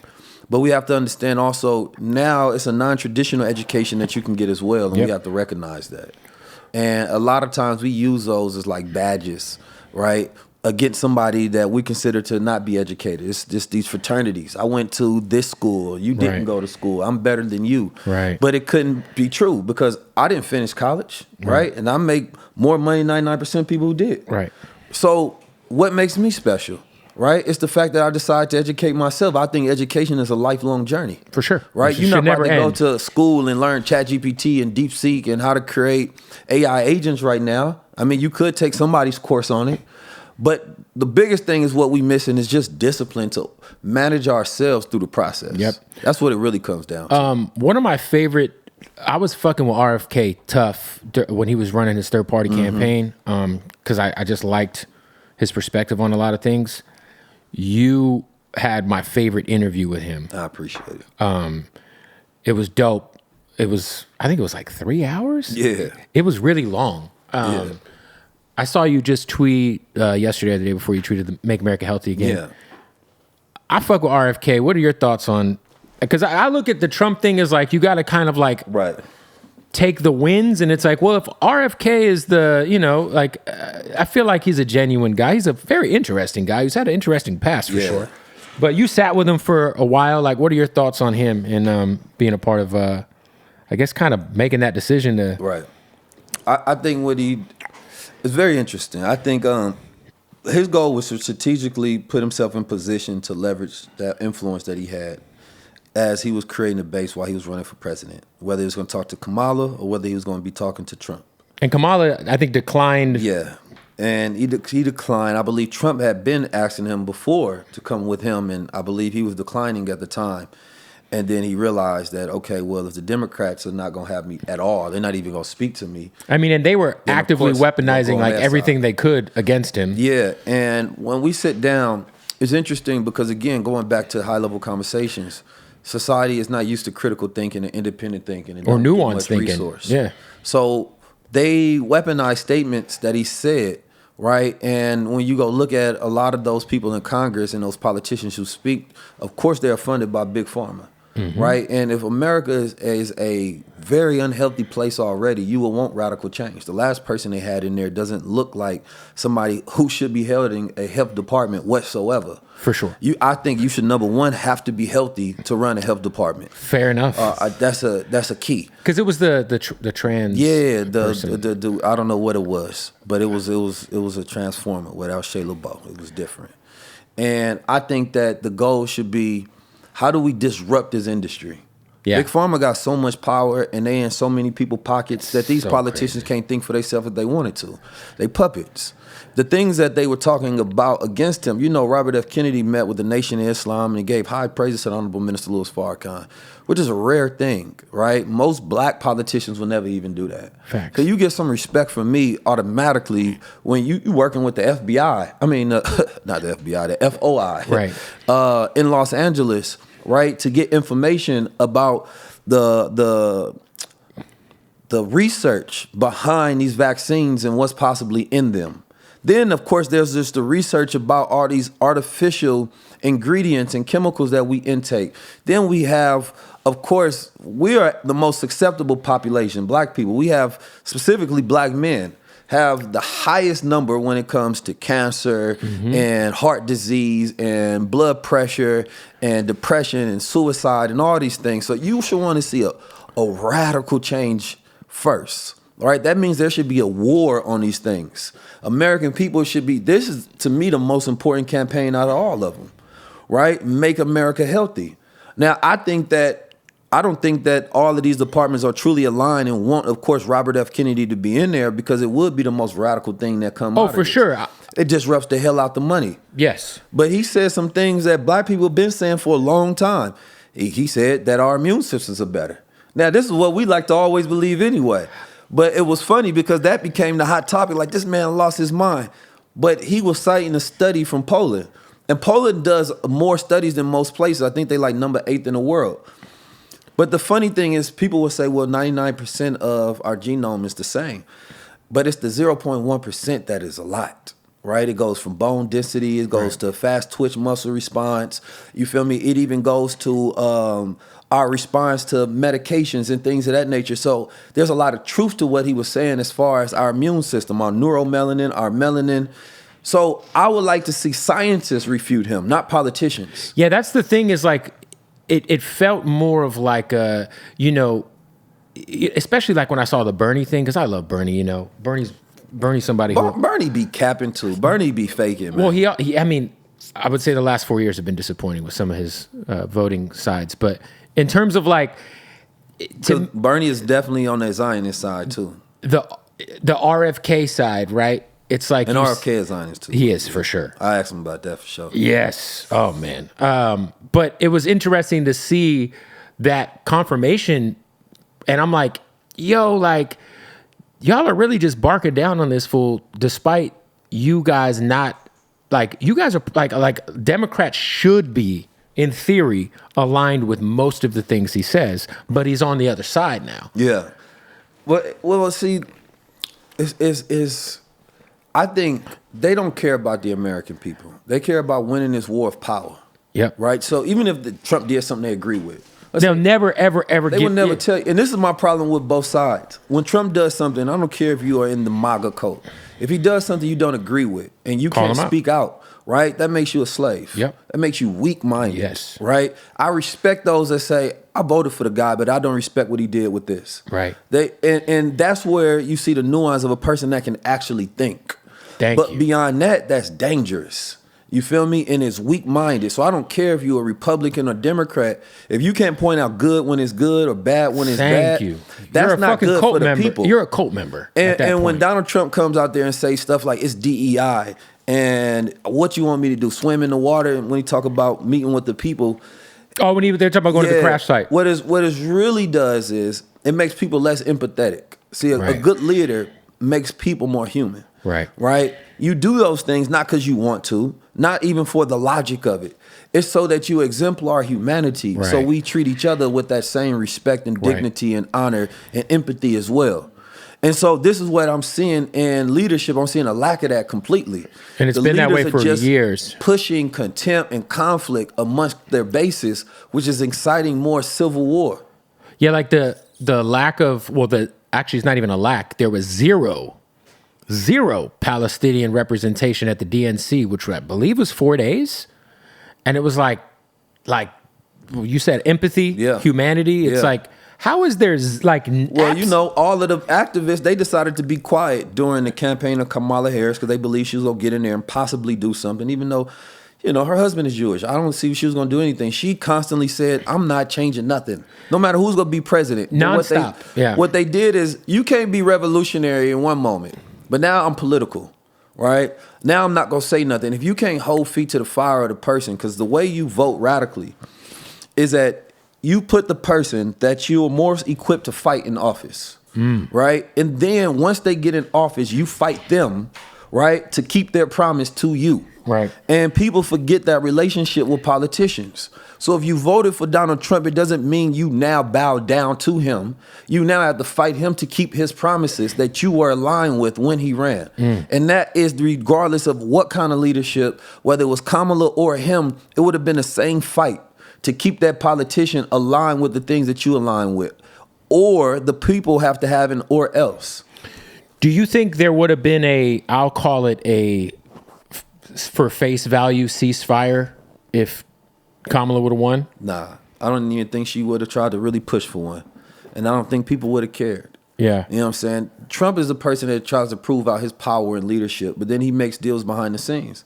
He talking about pushing them over to Egypt. Egypt not going to have the people. That's the new shit. Right? Yeah, that's the new shit. And then he said today that looking at that as a beachfront property that they can go clear out and take over. And put Trump Tower. I mean, even today he said something about, or they said that if Netanyahu violates the ceasefire, there won't be tariffs on Israel because he's got to do what he's got to do. And to me, it's like, I mean, that just kind of... That gives you no reason. That means there's not a real ceasefire. It's not real. There's no consequence. Because if it was a real ceasefire, there'd be consequences on both sides. That means there's a negotiation to go along, just make me seem like I got the power so that I can leverage this period of time, right, until y'all decide y'all want to fire back and take over, right? So I can show stability and control as a powerful leader. It's the same thing with TikTok.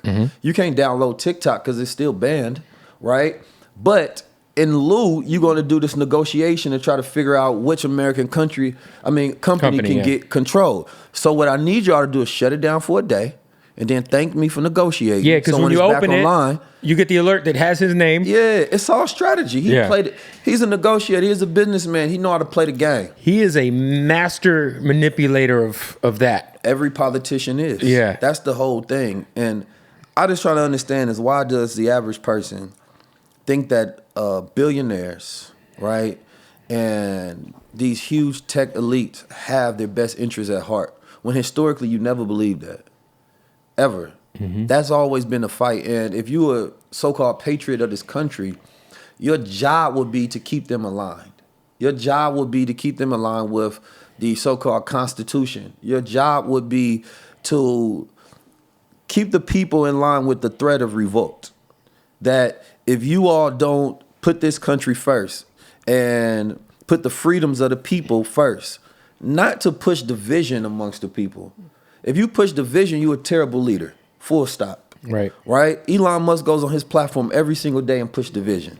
Yeah, he does it in this dog whistle way where he'll reply to a tweet. Yeah, but that's very true. A repost is you saying it. Yes. You can't hide behind somebody else's repost. You say it. Because then to me, that's cowardly. For sure. Right? It's influence. If you're the richest man in the world, so-called, and you have one of the most powerful platforms in the world, just say it.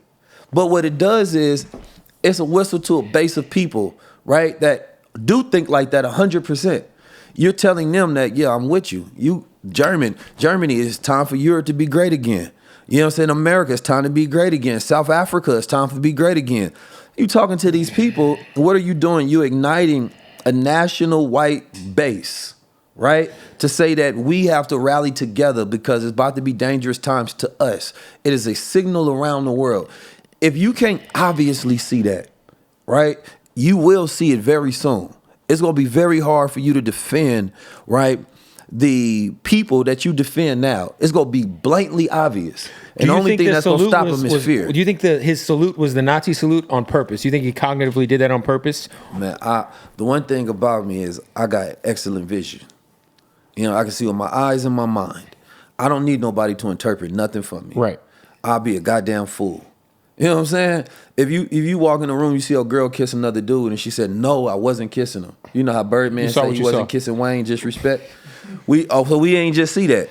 I saw what I saw. The most dangerous thing is somebody tell you didn't see what you saw. Right. Right?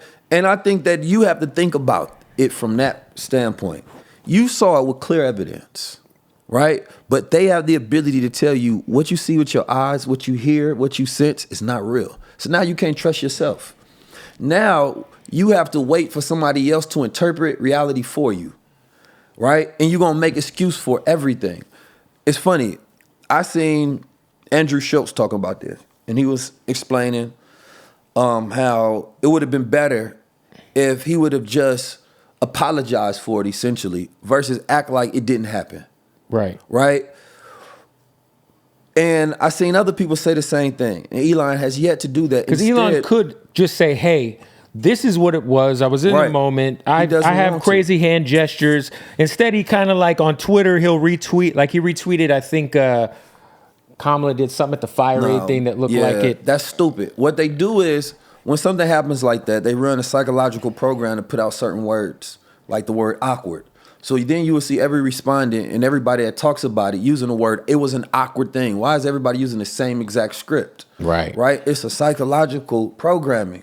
So that now instead of you thinking of it as what you've seen, you say, oh, it was just awkward. He's just autistic. Right. All of a sudden, he's on the spectrum when it comes to these things. But when it comes to being the richest man alive. If you can't stand on the stage and not do a Nazi salute because you autistic, that's a problem. Right. You know what I'm saying? So for me, I think that he's too intelligent to not be intentional with what he does. Right? If you have the biggest platform in the entire world, and another thing, the ADL, like, man, listen, we not even gonna trip on. This is the first time I ever seen the ADL apologize for somebody else. The way they ran Kyrie through the mud. Yeah. And Cannon through the mud. But why? Because they know that we're going to get more by going along. right? And acting like you didn't see what you saw. It's better for us to explain it away. That's part of the Hitler program. You just explain it away, right? So they have the best psychological programs when it comes to controlling and manipulating the people. Yeah, it's crazy because it's like you see like AIPAC, ADL, like guys like Stephen Miller, like it's like just ignoring, you know, what their core values should be because it don't align with their agenda. Right. If they're going to get more by them having a president, and they got Elon who will be running point on a lot of the plans they got going on, then why would we attack him when we need him to stay this credible person in the media? Because he's going to do so much for Israel. Right. So it would make sense that they'd call their people and be like, yeah, let's. Do you remember when he was story. critical of Israel and then like a week later went and had to have them conversations? Yo, he had to go visit. Do you remember he went and did the visit? And the lady, when he went to go visit, the lady said he was completely unempathetic. He didn't care. He wasn't paying attention. And he was just like, let's just get this business over with. Yeah. The thing is that even recently, I want to say last week, he replied to something that was. Listen, I know behind the scenes they don't get along, but he's an elite, right? People like Elon Musk and other elites like that. What drives them is power. Right. Purely. It's power. Nothing else. So you can't understand it when you try to look at it from any other standpoint. It's just power. If I can get more power and more power and more power, it's a drug. So at the end of the day, I don't care about human beings and casualties, right? I don't care about morality or nothing else. It's power. How can I get more power? And for him, he is in a perfect position to just wield that power however he wants to. He's the richest man alive, and now he has governmental power. Like the Doge thing is a real thing. Yeah, the Department of Government Efficiency is very interesting. But the way I look at things in the nuance, I'm like, first of all, the government is very inefficient. Right? Oh, the bureaucracy is insane. And then our national debt's insane. To the culture. I relate that to Black America. We need our own Department of Government Efficiency. We need to defund certain people that so-called represent us but never get any impact or change. And we need to divert those efforts, attention, and money to people that are impactful. And we'll see the world change, right, in the first 100 days.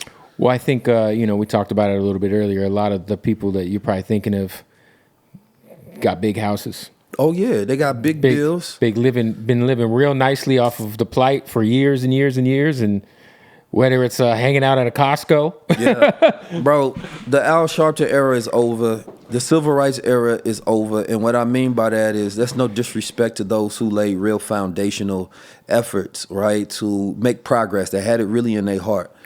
But, and I believe that it's not just one or the other. Now we get to kind of look at the progress that our ancestors fought for. And we also get to think about what else our ancestors died for. Because we act like the voting is the only thing they died for. Right. Right? And no, they died for our economic power.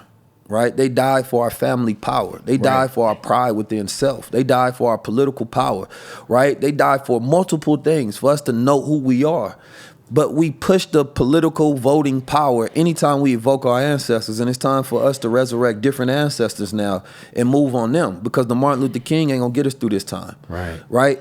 Just think about if we evoke the Honorable Elijah Muhammad and the Marcus Garvey as the main ancestors, right, that we want to resurrect in our activities, we change the world overnight. There was a silent protest. I think it was 1917 or something like that. It was the first political protest in this country. And what they was doing is they was holding up signs. One of the signs was about we got 100 million acres of land or something like that. 100,000 acres of land. I forgot how much it was, but it was like it's worth $100 million. And then they had this long list of all of the different careers and the amount of people that they had in each one. Right? From brick mason layers to nurses, right?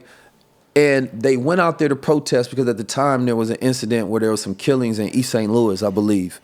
And the protest wasn't let's shout. The protest is like saying to this government, we've never participated in trying to assassinate a president. We were the first ones to shed blood for this country in the war. Right? We've done our part and we've been doing our part, and we're not asking for nothing. But at the same time, it is the government job to provide opportunity for its citizens.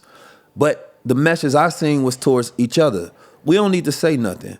Well, really, this is what we need to do. If we have 10,000 nurses, we got our own hospitals. If we have people that are in electrical and engineering and architecture and entrepreneur fields, we can build our own cities, right? We're not going to cry to them and say, save me. The message was, let's save ourselves. Save yourself. And if we responded like that each and every time, we would win, because it will forces us to become closer and closer and closer. And so the mindset that we need to have is a mindset of resilience. And there's no more resilient people than Black Americans. Never have ever been. Because the way that we respond to things, and resilience is the ability for to get bent out of shape and get back into it, right? So we're always taken out of our nature. You might be made a slave, and you get back to a warrior. You feel me? We might have to go through crack eras and go through the creation of ghettos in America and black codes, but then we always get back to it. Black men specifically are the biggest social activists and health advocates, right, in this country. We get back to it each and every time, but they try to paint it as if we just been failing and falling. No, we've been fighting and fighting and fighting, and we never stop fighting. That's resilience. We never stop producing brilliance. If it was no Elijah Muhammad, I wouldn't be here speaking to you today in the manner in which I do. Right. Each generation gets back to this resilience and saying, all right, let's get back focused and let's get back to this money. Let's get back to this power. Let's make our own music. Let's have our cultural revolution. Like, damn, if I went to Japan a few months ago, and it's the greatest place I ever visited. Japan is essentially culturally right where we want to be. They had a cultural revolution called Bushido, right? And the Bushido is the code of essentially shogun and the warrior class, the samurais, and their writings on how they lived to not only know the art of war, but the art of peace, right? And they learn how to live this balance. And if you read it, you go through this collection of these generals and warriors and the way they think about life. Right, it talk about how this one warrior was he was stone cold killer, but then on his off time he was a gardener. Right, he understood how to take life and how to nurture life. Right, and in that he's seen this sense of balance of how to live. They give a breakdown of how to clean and why to clean. That when you cleaning during the day, it's also you cleaning your mind, and it allows you time to think. And then at night, you don't clean, you just put things in place because it represents your mind getting and gathering itself. And if you watch anime, all anime put Bushido lessons in there so that it keeps and preserves the culture. But during that time of them producing that Bushido for their people, they had to go through some economic stagnation because they had to sacrifice some capitalization for the ethics of it all, some morality. And now today, when you go out there, and this is a good example, you know, if you ever been late to work and you worked a corporate job, right, and you can't find no parking if you late, because everybody done parked, of course, in the good spots. But in Japan, there are certain practices where people will park farther away the earlier they come. So just in case somebody woke up late, right, they have empathy for each other and understand it's not me versus you. This is a cohesive harmony of people living in existence. And this is ancestral practice. This is us, how do we coexist, not do how we compete with each other. So for me, we out of harmony with that, and we're going to continue to go through these crazy weather events. The Hopi people predicted it a long time ago that we were going to extract so much from the land, right, that essentially nature will fight back, right? These fires are going to continue to happen this year because fire is cleansing, right? It needs to happen. It's going to have to happen because where we're going as a society is not sustainable. So the resilience in the mind of being in flow, and instead of thinking of ourselves as a machine, how we just work more, how we start to become regenerative to where that which we put in produces more. So it's not just extraction, right? For me, the whole thing is just getting back to indigenous ways, getting back to ancestral ways, but utilizing modern technology and resources to be way more efficient than they ever could during their time. How would you run a Malcolm X play during this time? How would you run Elijah Muhammad play during this time, right? How would you run Madam C.J. Walker play during this time, right? And I think the most dangerous prevalent mindset is that we're so much capitalists, but I don't think that's sustainable for us. Right. I think we feel too much to just be greedy capitalists. I was talking to my brother Keenan Beasley, he was talking about how if you go look at the average super elite rich person, they're not happy. There is a karma that comes with that of just getting over on people, just getting more and more and more and more. They can't even sleep. They don't get a good night's rest. I don't think that that's sustainable for people who feel a lot, and we feel a lot. Right. That's how we've been able to be taken advantage of historically, having too much emotional empathy for others. So we have to be able to be in harmony with the technology and have dominion over it, not it controlling us. Because another single greatest threat to mental health is goddamn doom scrolling. You feel me? Like, no, the doom scrolling is real. Man, you just find yourself down this hole of stimulation because that's what you're trying to do. So you can't focus, because when you focus now, it's like, this is too boring. But boring is another word for peaceful. Right. So if you replace your vocabulary, say, man, this is too peaceful, you'll hear yourself and say, what the hell wrong with me? Why I can't sit still? Right. You feel me? Why can't I be in darkness for a minute and relax my mind? So therefore, you want to have low stimulation and do low stimulation activities so it decreases your baseline, so you don't need these high, right, dopamine hits of constantly getting, scrolling, watching, what's my next comment, what's the next thing happening? Now you can't goddamn focus on nothing. Now you're not excited about nothing. Now you goddamn watching porn and you can't enjoy a real woman. It's crazy. You know what I'm talking about? The women hitting themselves with the roses. They don't care if you bring her a rose. I'm talking about the flowers. Right. They ain't stimulated by that. They need that electrical activity. Instead, man, that come from Oakland. We just say something potent to a woman and she'll live off that for a few days. Right. You know what I'm saying? Now she about to go watch Justin LeBoy quote and forget about you. You know what I'm saying? Like, we got to get back to slowing down to speed up, right? And I think that it's not about unifying with everybody. I think it's about finding your tribes right now. People who agree with the same values, same moral systems. We got to learn how to communicate to ourselves in the world, right? Like, part of the high-level conversation book and things I'm putting together right now, I think the most thing that people ask me to teach them is how to communicate. Yeah. Right? I'm talking about from celebrities to NBA players to leaders to other speakers. They want to know, how the hell do I communicate?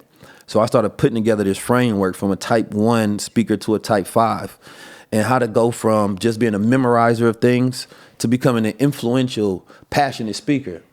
And men need to learn how to speak to women again. I ain't talking about the little fake riz y'all be doing, you feel me, with the little fake gang, because if you can get a woman to fall in love with you by being yourself, that's sustainable. You feel me? I just told this to my boy yesterday. He said he's going through it with his girl, or some girl he's talking to who's just a psychopath. Yeah. And I was like, and he this is the first girl he had in a minute. Yeah. He's kind of lost some weight, got his swag a little going, and he got a girl. But this is the first chick he's had in, I don't know, 7 or 8 years. And I'm telling this guy, I'm like, hey, bro, this girl is like not good for you, dog. Like, she's a bad person. Yeah.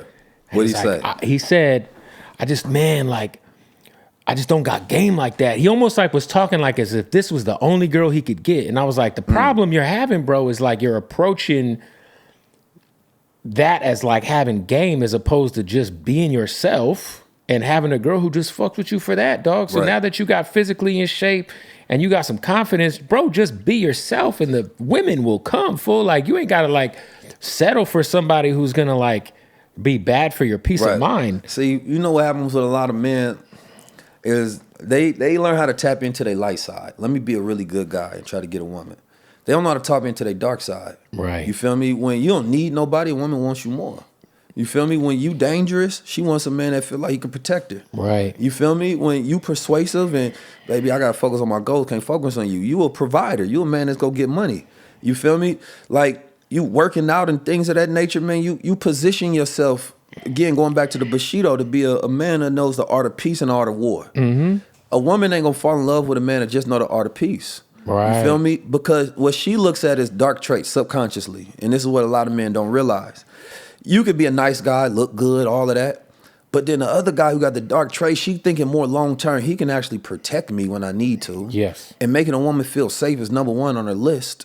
You feel me? That's why they look for finances. There's safety in it. I don't want to goddamn be poor out in the streets. Right. Selling it to somebody who don't need it. You feel me? Giving it away just cause. So there's a development of that masculine darkness and that masculine light. And the problem is that she usually seeks a man that has too much darkness or too much light. So when she find the 19 keys in the world, she said, that's just right. You know what I'm talking about? Right. But I only exist right here. There ain't too many me in existence. So I want to teach the average man, right, how to tap into that darkness and that light so he can move with balance in the world. You feel me? And then every woman go want you. Hey, we're about to kick off another interview brought to you by Hardin. That's right. If you're in Vegas, it's the #1 dispensary in the country, the craziest selection of premium cannabis. And all you got to do is shoot them a follow, Hardin_Las Vegas, HardinLasVegas.com. When you're in Vegas, tell them I sent you. Let's get into the interview. Yeah, baby. Shout out to our family at Odd Socks. Ooh, look at the ODB socks right here. All right, look, go to oddsocksofficial.com, Naruto socks. Oh, here's a pair of Bootleg Kev socks. That's me. Yeah. Some ET boys, you know? Anyway, as y'all know, man, Odd Socks, the most comfortable socks in the world.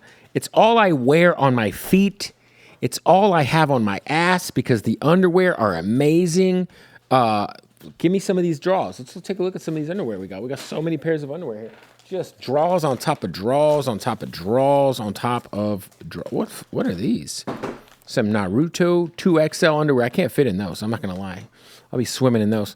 But nonetheless, if you go to oddsocksofficial.com, they got all the crazy licenses, man. Whatever you're into, they got it. Scarface, Nickelodeon, Coca-Cola. They got what you need. How about a little Street Fighter, huh? How about a little Office? You like The Office. Who doesn't like The Office? One of the greatest shows of all time. This is one of their newer licenses. They got the Dunder Mifflin boys. Yeah, I mean? So shout out to The Office, Tapatio. I mean, look, it's just endless possibilities over at Odd Socks. Oddsocksofficial.com. Use the promo code BOOTLEG right now, and you will get 20% off at checkout. And happy birthday to Odd Socks. Just celebrated 11 years, baby. Yeah. Congrats to Odd Socks. Let's get back to the interview. Talk to me, what are your thoughts on, I don't know if it's actually going to happen, but the declassification of the JFK assassination and the MLK assassinations? Well, you know, I'm more interested in the Malcolm X assassination. For sure. That would have been a good one. I think that would be one that creates some cures in the black community and heals some divisions. But the Martin Luther King, JFK, I mean, I look at it as part of Trump's plan to make people distrust the government more, right? And the Democratic basis, which essentially gives him more power, right? He goes after the FBI, he goes after these groups, he paints them as the villains, he creates his own new corporations or institutions or whatever. A lot of that's going to be privatized. You trust them more. Yeah. Everything that I see them do, I'm asking why and how is it going to benefit you? Especially with him. Yeah, because if you're doing something that make people distrust the government and you are the government, how does that benefit? Unless your goal is to have your own government, essentially, or to be able to rule and say, why would you trust the FBI? Look what they did to JFK. Look what they did to Martin Luther King. I think there's going to be a huge wave of the privatization of a lot of the things that the CIA I mean, obviously, we've seen it already. Obviously. Oh yeah, they've been on that already. That's a thing. But I think now it's like if you, I mean, look, and the CIA and the FBI have been running unchecked rampantly for years. I mean, a lot of the people who are being deported are coming from places that the United States government destabilized. FBI task forces created to watch Marcus Garvey. That's what they was created for. Like, our relationship is the worst for them. Number one, I don't trust none of the files that they actually have, especially the ones that they had on Martin Luther King when they was talking about his sexual habits and things of that nature. Because that nigga, who was the head of the FBI? What's his name? No, not Hoover? Truman. Hoover. His whole thing was to discredit black leaders. Mm-hmm. So I wouldn't be surprised if he makes up pure fiction. Yeah. Right? To talk shit about a man so that he can discredit him morally so that you don't listen to him. And how many honeypot operations they were just running on people just rampantly back then, bro. It's like... Yeah, because why wouldn't you publish that at that time? Because that would be the biggest discrediting facts to the movement. Yeah. So I also would caution people that believing that the truth is going to come from the people whose job is to spread misinformation is dangerous. Facts. So it's one of those things that, yes, we've been waiting for them, and we feel like they're the holy grail because they never gave it to us, but that don't mean that they're going to give us the truth. Fact. I mean, I think for me, it's like, is everybody involved dead? Because I feel like that's probably say that was them, not us. Right. It's a new FBI. Because that's a new CIA. It's a new CIA. It's a new FBI. Right. And these are just the organizations that we know about. I think what you really worried about is the ones we don't know about. It's crazy to think like the Men in Black movies back in the day. Yeah. Like there has to be a version of that. With these UFO hearings that they had, it's like there's a version of the Men in Black. Yeah. It's like so many movies that we've been fed throughout the years. I feel like it's just desensitizing us to 100%. What actually is possible and coming. What is the Space Force even doing? Who knows? Get a whole Space Force. We don't hear about their activities at all. Think about that movie. Was it a year and a half or so ago that was on Netflix that Obama was the executive producers of? Oh yeah. You know what I'm talking about? What was it called? Yeah, but it literally, I'm like, this is the most realistic. Right. And then you see he put in the anti-Elon propaganda. They ain't like that. Right. That movie was a war. That movie, he's showing that, these Teslas go take over. You gotta understand, they use these tools of propaganda and they push us against each other. I mean, and that's the movie new was war. all about the citizens being the enemy. Yes. It wasn't about an outside. It was about how you feel about your neighbor. Division. Right. Who is America's biggest enemy? It's each within. Each other. Empires are destroyed from within. Yes. So the prediction is that, America implodes from within. It's too strong for an enemy outside. That destroys the world. Mm-hmm. But on the inside, if you go look at like the Russian defector Yuri, I forget his last name, but he talked about the demoralization and how it takes like 25 years to demoralize. Yeah. And that means that if they started 25 plus years ago, we would be the children of a demoralized generation. Mm-hmm. They're not doing it now. It's already been done. Yeah. And I think that's what people need to realize is that when you look at the younger generation, Gen Z, now we're going to Generation Beta and Alpha and all that stuff. But these are the children of generations of psyops being ran on their parents in society. So blaming them for things is scapegoating, right, the next generation for what you've done and what you've become. We often scapegoat, we go look at, and we be talking about, let's say, hip hop, right? And we talk about the emasculation of black men, and then they go point, we see Donald Glover or Pharrell come outside with the auntie pants on and stuff. Oh yeah, the new picture of Pharrell was interesting. Wilding. I didn't know if it was real or not. That's why Kanye West had to crop it. You know what I mean? He was like, I like the jacket, but he cropped the rest of the fit. But we'll point to the 70s and be like, but in the 70s, we dressed like that. Yeah, them niggas was tripping in the 70s too, literally tripping. That's when European fashion took over, right? Then everybody on drugs. Then they were spreading the pimp movies. You feel me? And then every dude wanted to be Goldie. He wanted to be a pimp back in those days. So they start dressing like that. That wasn't our revolutionary time. That wasn't our high prideful time. Mm-hmm. You know what I'm saying? That's when we was infiltrated with these operations the most because we was coming off of Afrocentricity and militancy in the 60s. And then the 70s is when they start running all these drug operations on us. You feel me? And then, of course, you get to the 80s, and by the time they got us there, then that's when we become hyper-masculine, and then we start destroying each other. So you can't point to the 70s as a time where we had this renaissance. No, that's when we was the most compromised.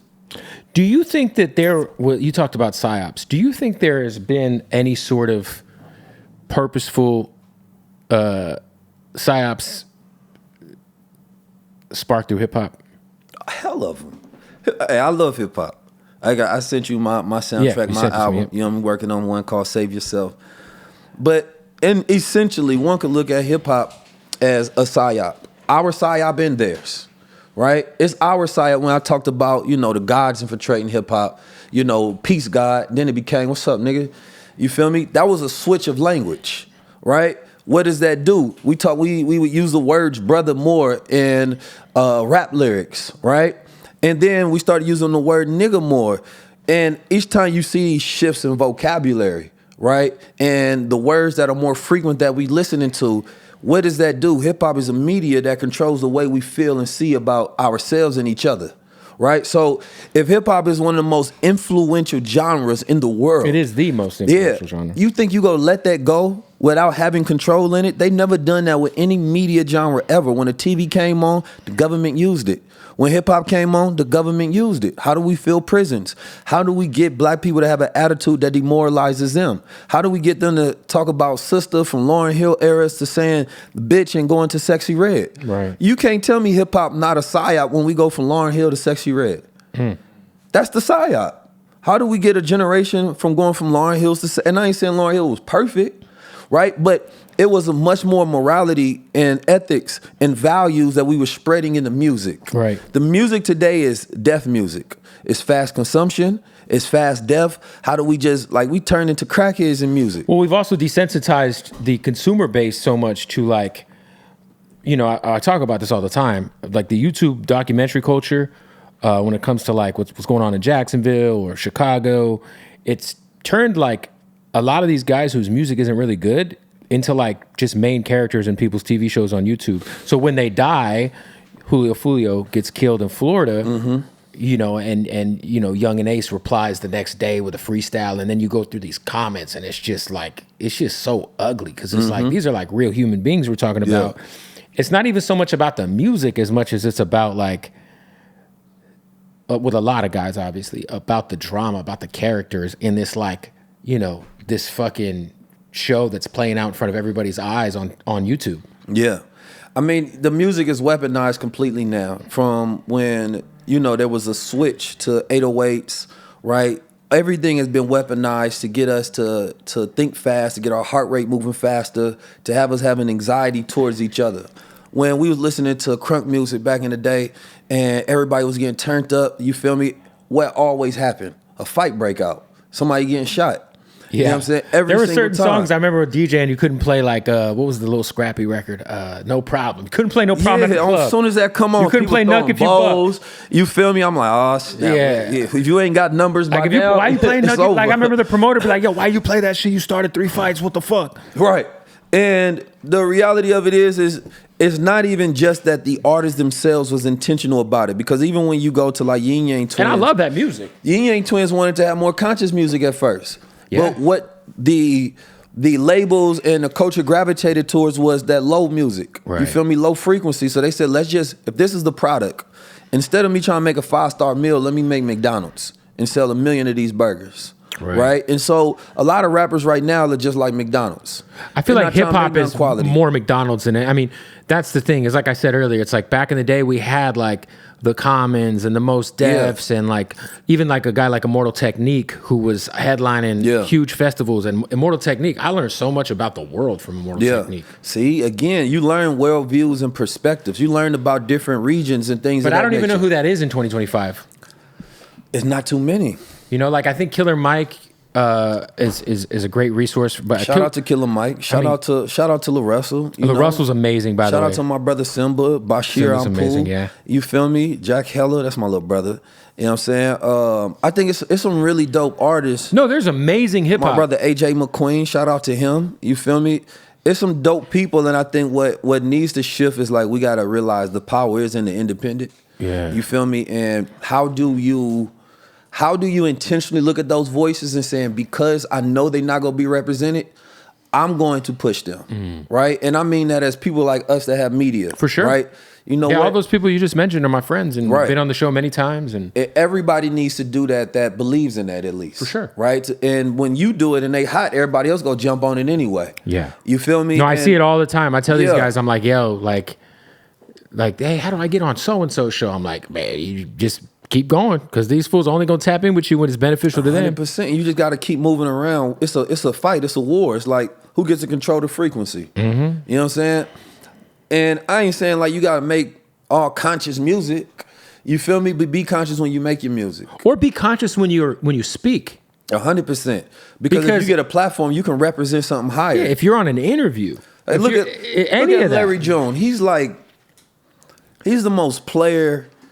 How do you even put him in a category? He's his own thing, but he's very like Bay Area player fly shit. But if you listen to him speak, he's pushing organic foods. You feel me? He's pushing exercise. 100%. That's the example of putting the candy in a medicine jar. Yes. You feel me? You get individuals like him, and you realize like when you get close, the lifestyle that he pushing is really a healthy lifestyle. 100%. You feel me? But how do you do it and stay cool? You feel me? Yeah, he's kind of mastered that. Yeah, and I've been seeing him forever growing up in the Bay. Yeah, no, you feel me? He's OG. But I think he has a really good blueprint. Right? I agree. How do you make music that is still, I think, super cultural in the way where it's cool as hell, it's player, but it is becoming a Trojan horse, because when you get close up, you realize like, oh, he actually pushing something positive, pushing independence. Even somebody like Sauce Walker. Yeah. Sauce Walker, he go throw that H-Town music, you feel me? He go put it in a certain way, but he go always throw some candy in a medicine jar. For sure. And then when he speak, you gonna hear. And then when you see him do an interview, you're like, oh shit. And who's that influencing the most? His constituency, the people that listen to him, the people that normally, they might not get it from those 19 keys. Right. But when they heard Sauce throw the sauce on it, you know what? I think bro was right. And I think rappers got to stop being afraid of allowing like your audience to see that side of you. Yeah. And I think that's a lot of, they feel like they're going to lose their audience, but your audience has been exposed to a lot. Well, also a lot of artists, like, quite frankly, don't have the mind that Sauce Walka has, or the mind that, for sure. You know, but it's like, but the ones that do. But the ones that do, it's like, you're almost like full of shit, low key, on a large scale. It's like every time you're on camera, you do a podcast, you do an interview, you don't really. Well, they think they got to be this persona. It's like this old school. You seen the interview with Richie Rich and Tupac. He got on the leather vest. Yes. And I feel like so many people took that interview as this is the persona I need to be in interviews. Pretty not paying attention to him, smoking, trying to figure out when this shit is over with. Yeah. You feel me? And it's like, don't even come. Yeah, they throwing a persona like that's not you. Like, you telling me as a man you can't have a conversation with another man. So I had because you're an artist. I had a famous moment on the pod. I'm not going to say artist name. People can put it together all they want. But so this guy's label, I'm friends with one of the girls who runs the label, and she was like, yo, so-and-so is really, really wanting to go on Joe Rogan. He's like into politics, he's into aliens, he's into all this crazy shit. And I was like, him? Like him? Yeah. So he comes on my show, popped a perk right before the interview started, was an hour late. I mean, just was like the absolute worst person ever. Was not trying to have a discussion whatsoever. I'm trying to engage him, and we ended up having this big famous moment. He leaves, and I shit you not, like a month ago, I get the same call from the label saying, "Hey, I know y'all's interview didn't go that great, but do you have any ins on Joe Rogan?" And I'm like, who the fuck do I look like? That's wild. That's wild. I'm like, I'm not, is this guy capable? Like, you know, like if you knew this dude, like I like his music a lot, but it's like if you just knew him surface level based on like how he presents himself on camera, you'd be like, there's no way like this guy even has that sort of, but apparently he does, you know? And it's like, at the end of the day, it's like. I think that's the thing. Like, we look at, I think this cultural persona that we have when we represent ourselves in front of the culture and our people, that it got to be like this low level version of ourselves. This is who we need to be to play this character. But then when you yourself, when you go on a Joe Rogan, let's say, if you will, or high level conversations, it allows you to demonstrate a different side because you know you're speaking in front of a different audience. Right. And what you got to demonstrate and realize, it's a global audience always, right? There's no borders on a podcast. Right, so you always had that opportunity to gain a new fan base if they hear something new from you that they like. For sure. If you speaking on a different subject, I had A$AP Ferg on the show, and so many people was like, "Bro, I've his new never album was seen super that dope. Side of A$AP Ferg before." So hella people was commenting, "I'm about to go watch his album. I mean, listen to his album." Yeah, and his new album, he was super vulnerable. Right, it was different. But if you don't get the curation, because I think this is what a lot of artists can't do. They can't curate that side of themselves to make space for their fan base. Right? And some people, they switch up so much on their fan base, they leave them behind. You have to take them on a journey with you. Right? So I look at, a lot of them are just not trained.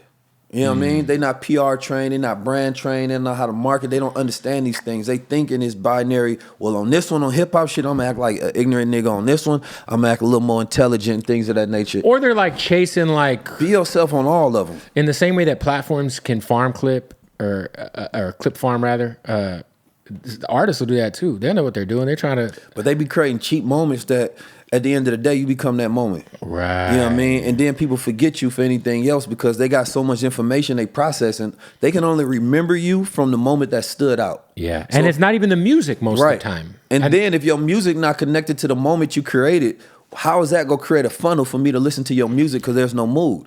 If I think of, you think about any artist, right? I'm trying to think of somebody.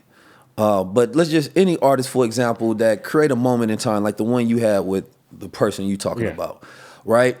If their music is connected to that type of activity, when they think about the person, that's cool.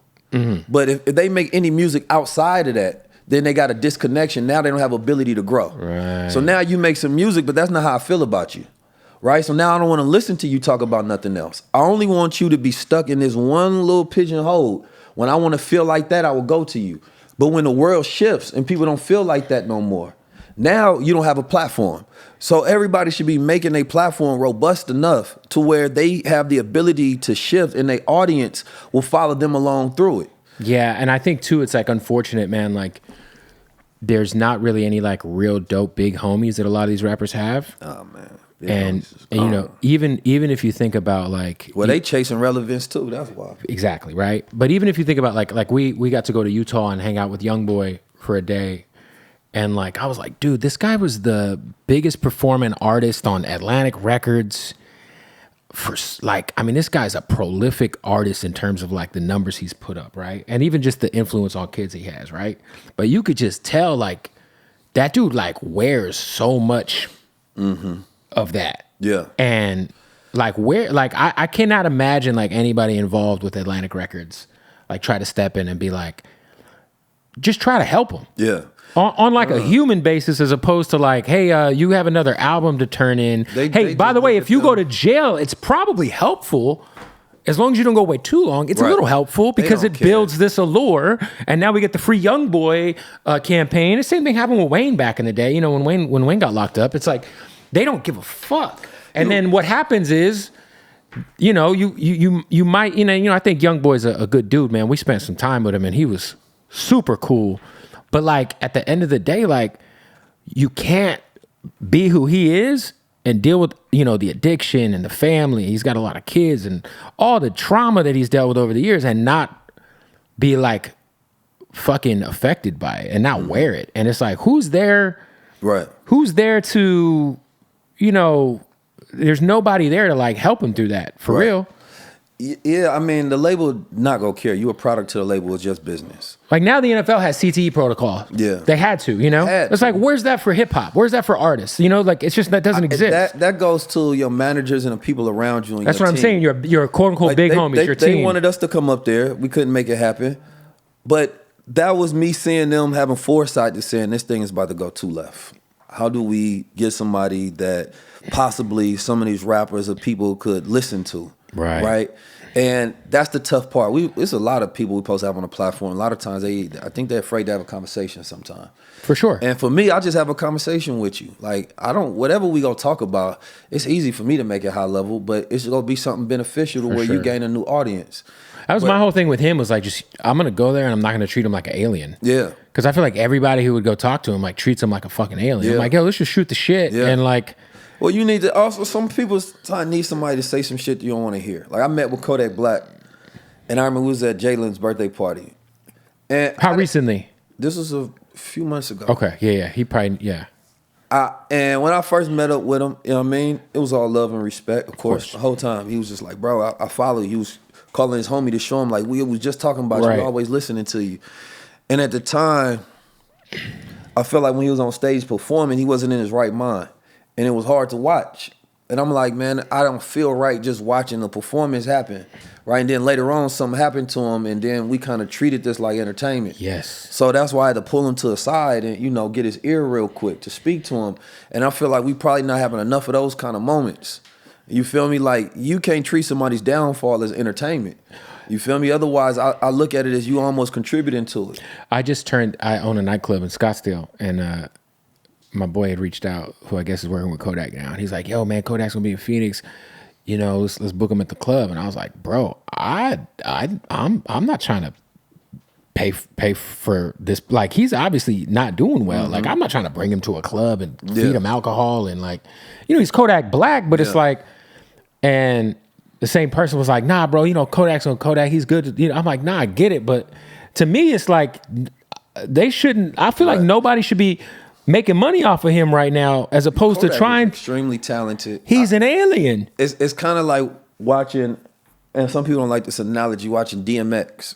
You know what I'm saying? Yeah.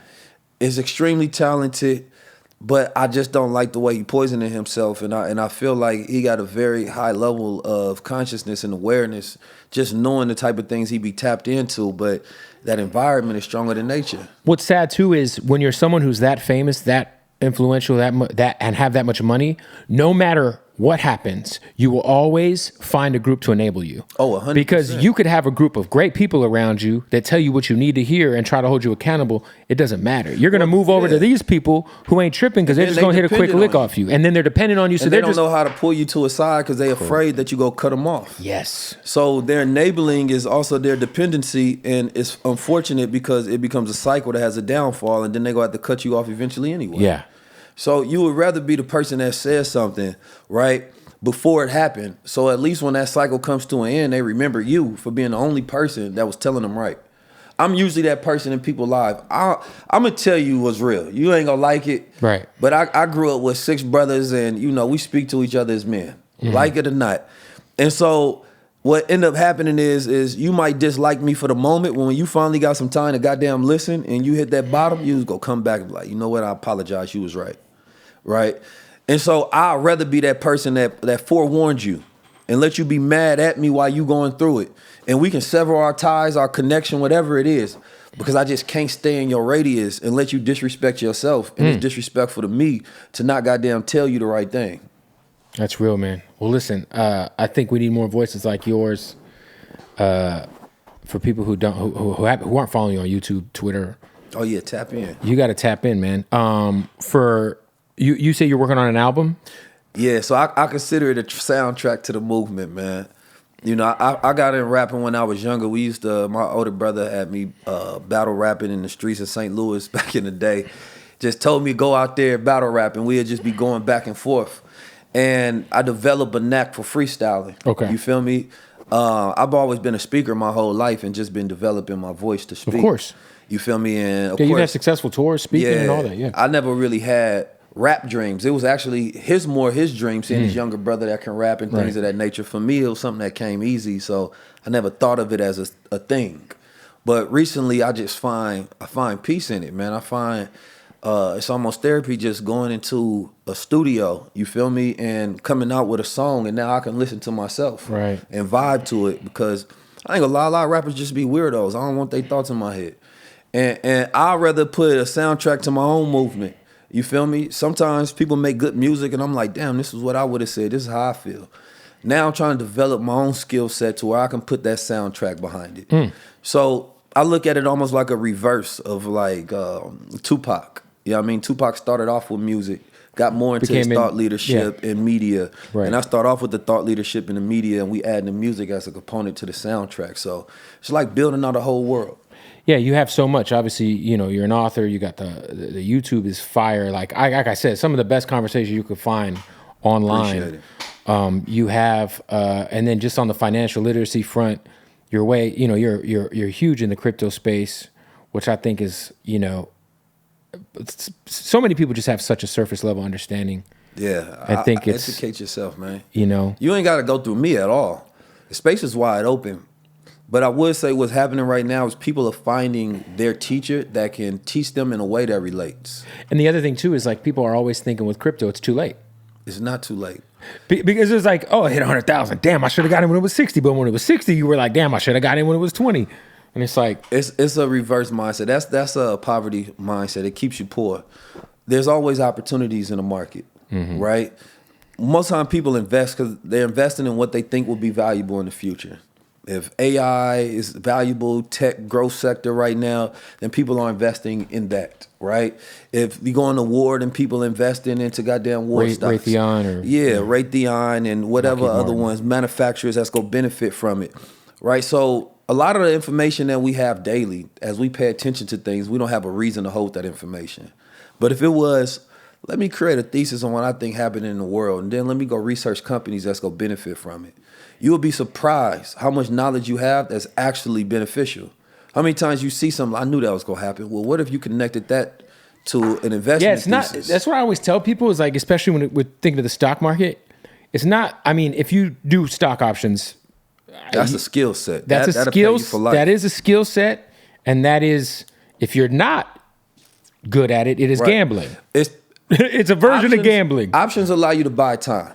Right, so what you're saying is, do you think Microsoft, with all of its resources and contracts and companies that they own, the way the world is going, they supposed to possibly be buying TikTok.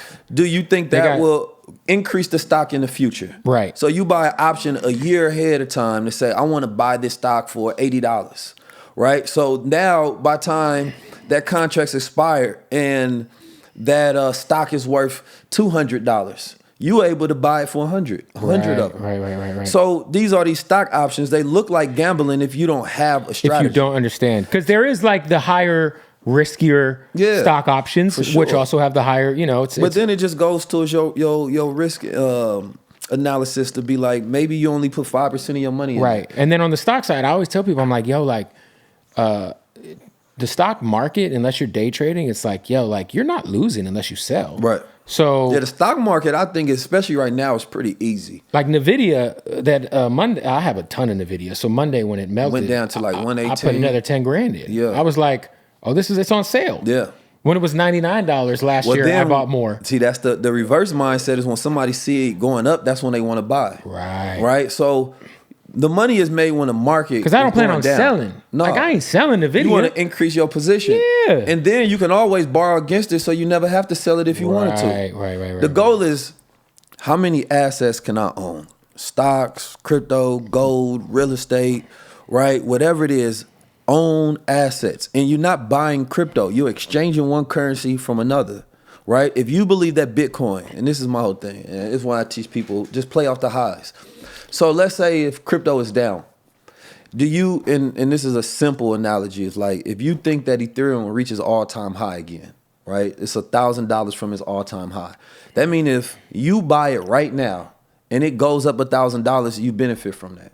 The question is, if when you ask yourself that question, if it's a yes, then buy it. If it's a no, then don't.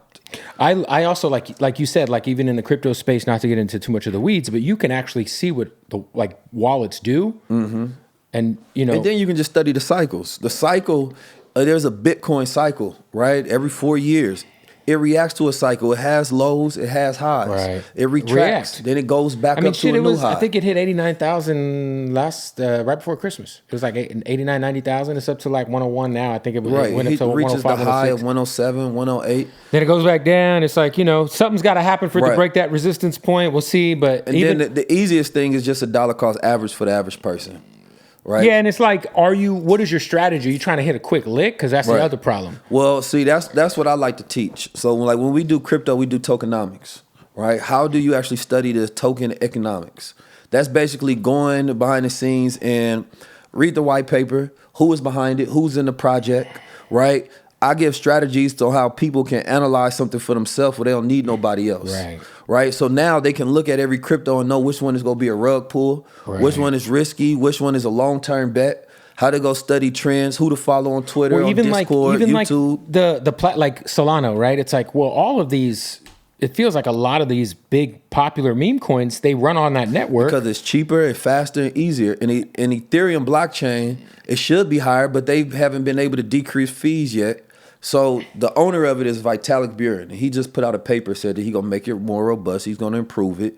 Hasn't happened yet. So a lot of people are in the belief that Ethereum, especially after the meme coin cycle ends, is going to be the one that gets all of that traffic. And that was the NFT platform everybody was 100%. And so, those were expensive because people would mint NFTs and then the fees were so high that you would lose hella money in the fees trying to buy the project. Yeah, and then I'm looking at that World Liberty, the shit Trump's behind it. I'm like, they're buying an insane amount of Ethereum. They must know something. I've been telling people that Ethereum is going to hit. I promise you it's going to hit. They must know something. This is not financial advice. You know what I'm saying? But you got to say that. But go study. So here's another thing. It's like if you look at, if AI projects win, RWA projects win, then you have to ask yourself, what chain? This is homework for you all to do. What crypto would benefit the most that they have to run those projects on? Right? When something becomes popular, look at where all of the attention and energy is going to go through. What's the utility? Right now, memes are, hot. Right? You can turn $10 into $1 million. If you of the 1% that get that goddamn lucky. Right? Or you have a super strategy to where you know how to create a buy in this sniper project fast. Right. Or you inside an insider circle. If that's not you, right, then your risk tolerance is way too high for you to just be jumping into every meme coin thinking you're going to win. Now, another thing is people missing this element of just create your own. I'm a big fan. Like when the NFT cycle was going through, I was telling people, create the damn project. Right. You don't have to just go consume. There's nothing stopping you from creating your own blockchain project. I mean, and then, you know, even like some of the artists who got ahead, like Tory was making. Yeah, Tory pioneer. Why nobody take that same strategy and win with it? Snoop tried. I mean, Snoop changed his life off of crypto. Man, if a Kendrick and a Drake wanted to drop a project on the blockchain, man, all that money come direct to them. Yeah. It's like people are lazy. That's all it is. And we don't want to. I mean, we don't actually need the institutions the way we think we do. No, we're just so used to it, and it's also the advanced culture of the music industry. It's like I could just turn this album in, and I could get $1 million real quick, or you could. But that's lazy again. Because then I seen a nobody. I mean, a goddamn nobody, literally, on Twitter, drop a meme coin that go up to $50 million, right? With no utility, no promises, nothing. That means $50 million worth of money went into that. Now, you can't tell me as an artist being one of the most influential in the world, right? If you got the ability to drop an album, this album is represented, right, by your attention and your influence, right? And this is the utility. Everybody who buy into my goddamn coin. Yeah, there's actually utility to it. How much money you think you're going to make from that? You will make more money than any musician in the history of time off one album, off one goddamn song. Off of a song. That's real. Buy the coin, you get the song. And then you can decide to add any other value you want to. And if Kendrick does that, everyone's buying the coin. Well, look at how Kanye West became a billionaire again. And I always said Kanye West is a billionaire regardless of Adidas because he brought the value. I mean, yeah. So, but what did he do though? So, Kanye West, he dropped them. He was complaining. He went through all of the things he went through that we seen him do. Crazy. Never seen somebody get their bank account taken away from him. But what did he really do, right? In the long term is he set it up to where he can get all of that traffic coming to him. Now, if he can capture that traffic and he went to the Super Bowl, he paid what, $20 million, right? And then it cost him $0 to run the actual commercial, and he did it, and then people bought all of that. What did he get from that? Data. Yep. He got all that data. What does that allow him to do? Take all of those Yeezy fans and retarget them whenever he wants to. Then he complained and said that goddamn Adidas is stealing all of my traffic anytime I tell people to go to Yeezy. They reverting it to Adidas. Adidas stopped doing it, right? Then right after that, now he's able to get all of that traffic. Now he like evaluate this. He's evaluating his ability to go direct to consumer. And now that's worth $1 billion. He's worth 2.33 billion or something? Right. Now, 2.2? Take that same thing on the blockchain, right? You create a wallet, you create a DAO, which you can do in a day. You get you some devs. You take that same attention, right? You drop a tweet on Twitter. You don't need no email list. Everybody who sees this is part of your email list. If Kanye dropped the Yeezy coin, it would melt. I mean, dude, we're talking. Come on now. So when this is what I evaluate, I look at your each influencer as an economy. Yeah. If you can move the GDP, right? If you can influence the money of 1 million people, how much is that worth? That's worth billions. Billions. Then you have someone that can, that's a country, right? Then you have some people maybe can only influence 100,000. That's a state. Right. Some people that can influence 10,000 to 50,000. That's a city. Then you got small town influencers. Right. If each one sees themselves as an economy, because that's their value, is their ability to influence attention and currency, right? So then, and if advertiser pays them based on their ability to influence money and attention. And that's how much you're worth, but you never got that evaluation and you're not putting an infrastructure behind that. Blockchain give you that instant infrastructure to make that money and not have to go to nobody else. It's funny to think that the Hawk Tuah girl had the influence she had. Well, the Hawk Tuah girl played off the fact that she is a meme. She was a meme celebrity. Meme celebrity dropping a meme coin. So it made sense because it was cheap attention. And I'm not even sure anybody that got mad at her, you only followed her because she was a meme. I'm not even sure she ate like she probably should have off that. I think probably it was the developers probably just developers and I'm sure inside snipers that got her ass. Yeah, it's funny because I maybe 5-6 months ago, I was telling the homies, I'm like, bro, we gotta. I don't know how to do a meme coin, but we got to do a Baron coin. I was like, this is like, and then even like 2 months ago. Bro, you could make a meme coin instantly. I was like, yo, there's no Baron coin. And, and my homies popped up and went off. And I was like, full. Yeah. We should have did the Baron coin. Yeah. Now, obviously, there's like, you know, however you feel about like hitting a quick lick like that off of people who buy into that shit, I don't know, but there's opportunities. Well, and here's the thing: there's no reason you can't make it long term and actually do something impactful with the money.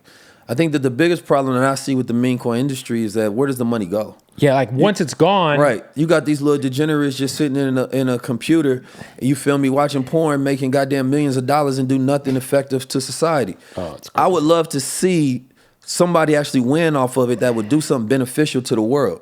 We doing all of these benefit concerts for fire victims while there's hundreds of millions of dollars going into coins, right?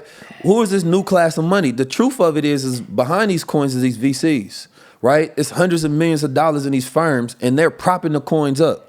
So what they do is they set up a bot. The bot would then make it look like organic activity through different wallets. Yeah, you'll see these Twitter, these tweets pull up on the For You. Yeah, they got bots, and I'm talking about the bots that connected to a wallet that's buying it for them. Yeah. To make it look like it's going up. So now when you buying, you actually liquidity for them. There's a site called Pump Fund that everybody utilizes. You connect a Phantom wallet, you can create a coin under 5 minutes. Then there's a site called Fund Your Meme. Fund Your Meme is a little more sophisticated in the sense that you can control the token economics on the back end, right?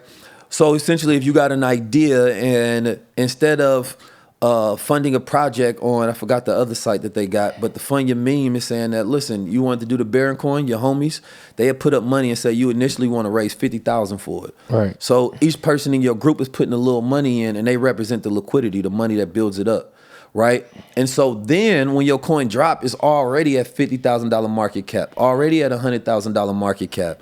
So now you as an investor that's looking for coins, you see that and be like, oh snap, this coin going up. So now you start buying in, that becomes a trickle effect. You go to your Telegram, your Twitter, your Instagram, you sharing it. The same way a post goes viral is damn near the same way a coin go viral. You feel me? And then that attention gets converted into currency. And then it's just a matter of cashing out before the you know, the inevitable. And so you can do it that way, or you can take a meme coin and you can connect it to a DAO. So let's say it goes up and we taking 5% of this and putting it into a treasury. So regardless of what happens, we gonna lock a certain amount of money in, and then I'll let y'all vote on what y'all want to do with it. Right? You give them a couple of options. Well, listen, I want to do this real estate project. We got 50 million in here. Y'all want to build it? Yeah. This is the way my mind works when I look at these things. So like, we gonna go complain about shit. We gonna boycott Target. Okay, but what's a better target? You know what I'm saying? Save your goddamn self. Let's go utilize this blockchain to build infrastructure projects to where we can take the attention on things and we can get them instantly funded.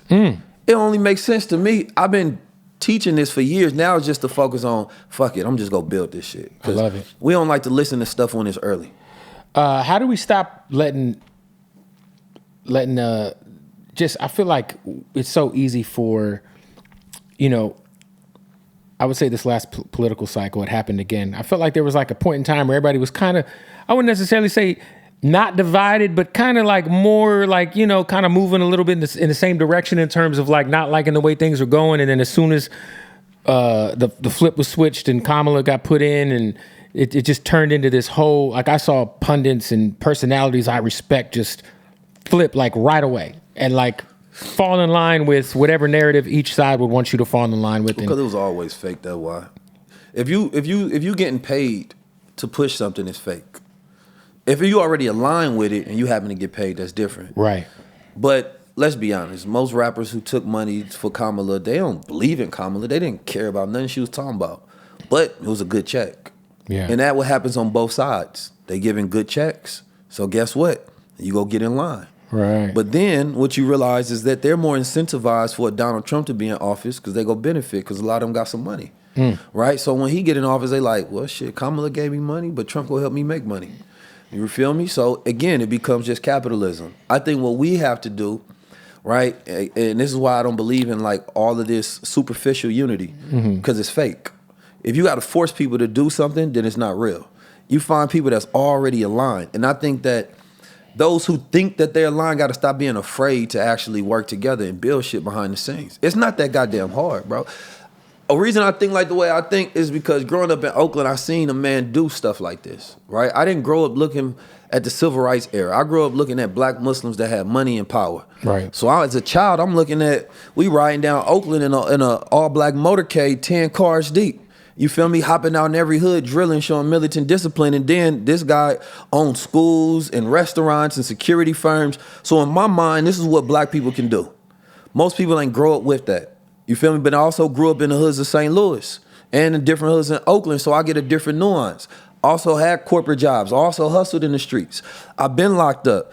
I done lived vicarious different hats and experiences. Yeah, you have real perspective, which a lot of people don't have. So it's also why I think so goddamn differently, and the mainstream thought process is a loser's mindset. And so for me, it's like, no, everything we should be thinking about doing right now behind the scenes is how do we organize and execute, right? How do we buy assets collectively, right? Everybody don't need to be involved, but those who you find to have common interests, values, resources, and network, have your conversations behind the scenes, include me in them if it makes sense. You feel me? And let's build. Have you been able to build with Snoop at all? Me and Snoop met a couple of times. I'm waiting on Snoop to come on the platform. I got his number. I hated to see like some of the collective like outrage about Snoop performing at David Sachs' event. I'm like, David Sachs is his boy. Like Snoop is one of the most crypto forward thinking artists there is. Mm-hmm.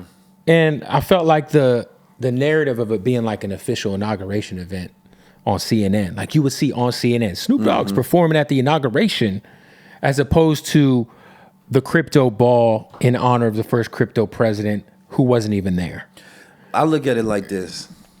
You cannot hold anybody accountable if there's no collective agreement on what the culture is, what our values are, what our agenda is. Otherwise, it's just momentary outrage without any enforceable consequences.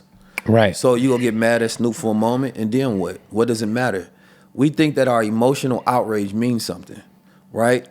I've had my issues with Isaac Hayes as a human being, as a person, things that he's saying he do. But I would be hypocritical to go on Instagram and push boycotting companies, right? And then not acknowledge that there's a black man with his own app. Fan base. Yeah. So, and that's somebody I don't even agree with, and I don't mind speaking about their platform because it still aligns with my values. Do for self, save yourself. Do yourself, yeah. So I think that a lot of the shit that we be talking about be fake because Mark Zuckerberg is doing DEI, Twitter is with the DEI or against the DEI, but we still utilize their platforms, right? It's selective outrage is what it is. The selective outrage is not powerful. Right, you got to stand on something. Stand on that 100%. I would have just liked to have seen equal outrage towards a guy like we talked about Barack and that moment with Trump. Like y'all really were like melting Snoop Dogg down, and it's like because that goes against they narrative that they have that black men are the issue. They want to paint all black men as the issue, right? They look at Barack Obama as the outlier. They can't take their hero down. He represents that civil rights democratic I even community. think it's even worse to have taken money to peddle a candidate that you don't believe in. Now, Nelly was wilding. Oh yeah, I mean Nelly was wild. I'm from Louis. He was wilding. He talking about his constitutional duty. I'm a patriot, and now hey brother, you wild. You saying too much. We wasn't even. I tripping. feel bad for Ashanti because she caught a stray dog. Nobody was even asking. Yeah, nobody really was tripping. You didn't even need to say nothing. Yeah, we was talking about Snoop. Yeah, that's what we was paying attention to. Nelly just jumped out the window. He's like, I'm a patriot. Yeah, brother, relax. You taking them country albums too far. Oh my God. You know what I'm saying? But the thing with Snoop, the reason that Snoop got the backlash, and I don't think it's a bad thing to get backlash for things you do in the public, because then you got to respond. My thing is this. But he did. I ain't gonna lie. I like Snoop. I love Snoop. That's Snoop. But he did go hard on Kanye. He went hard on Kanye. He did. He called him a jigaboo, a tap dancing. My thing is it's not the backlash that I don't like. It's the inaccurate narrative that just removes the context and the full details and nuance of the situation. Well, you're not gonna ever get critical thinking. If you want to control media, what you do is you could reach out to Kev, reach out to Keys, reach out to Joe Budden, reach out to all of us that's in the media space. Give us the real story. Let us run that. Why rappers want to get real narratives out there based on what really happened, NBA players, well, reach out to the goddamn independent media and give them the scoop. Yeah. Otherwise, you deserve to be misrepresented in the media. Yeah. You know what I mean? How else we supposed to get the true story? Right. It's supposed to be misrepresented. That's legacy media going on whatever their agenda is. If we want to cut through that, not only that, goddamn help fund those media sources so they can grow and become bigger. So whenever you want to control narrative, Well, no, that's what you got a conglomerate. Well, that's what happened. I talked to Snoop's team, and they were like, "Yo, like this was David Sachs' event. Yeah. David Sachs is a dear friend of Snoop. Yeah. Like they're like boys. Yeah. And Snoop, I mean, you saw the video. But how is that narrative supposed to be There's conveyed cracking to behind his head. There's no mag on stage. But the public goes by emotion. So I think we got to be strategic. We know how things are going to be perceived. Right. As you said it earlier, everybody is a journalist now. Everybody got their media platforms, but there's no journalistic integrity. Correct. We don't associate whether this is a hit piece, whether this is scandalous piece that's pushed out there, whether this is sensationalist journalism, right? Or whether this is somebody actually did their research and they had 4 to 5 sources before they put that out there. Right. We're just consuming things. So whatever emotional thing that we most likely want to believe and that feeds the emotion of the day will win. You have to respond to that by setting up something on the back end that can be counteracting that. When you want to push out information, information it's militant, right? Media is a military operation. The CIA pays Hollywood so much money to keep control of narratives. So when you understand that, like Project Operation Mockingbird and different things of that nature going back in time, the most successful black leaders had their own media. Frederick Douglass, Marcus Garvey, Elijah Muhammad, Malcolm X set up the media. Right. So I'm at this point in time, you feel me? Like number one, the rappers, the NBA players, different leaders, we need to be having these conversations together so we can share this knowledge and strategies with each other. I had this conversation with Meek. I say, Meek, you don't want the narratives to hit a certain way, then you need to fund your own podcast, fund your own media. It ain't got to be him. Yeah, for sure. Because his tweets are so like, you gonna be here tourists. You gonna be misunderstood through tweets. Right. You know, some of the greatest articulators are tourists. You got your Dame If Dash. Meek did a podcast right now, it would crack. Yeah, I'm sure it would. Look, he can come on. He invited to the high level. Come sit down and have a high level conversation. I'm at this point with the culture. We got to stop acting like we ain't got no power. Save yourself. This is how you save yourself. I think we got to just champion people like, I mean, like you mentioned NBA players. Jaylen Brown. Yeah, that's my brother. I just had his shoes on the other day. We had a good conversation in conference. You know? You feel me? That Jaylen Brown, to the culture, this dude has hit every metric we wanted an NBA player to hit.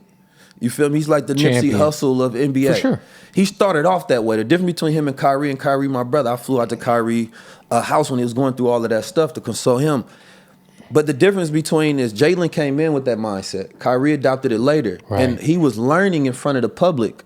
And when you realize when you learn in front of the public, it's shocking to you. So you want to share what you're learning. Like, y'all don't know this? Mm-hmm. Jaylen been that way, so he gets flack from the NBA. So they don't want to put him into position because they're afraid of a black man with consciousness and resources. But he said, F Nike. We've been telling athletes to do that. He built his own shoe. We should respect that. You know what I mean? That man is intelligent to where he's giving speeches at Harvard and giving breakdown of knowledge and say, I'm going to take one of the biggest contracts ever awarded in NBA history, and guess what I'm going to do? At the time, the biggest. We go build Black Wall Street, right?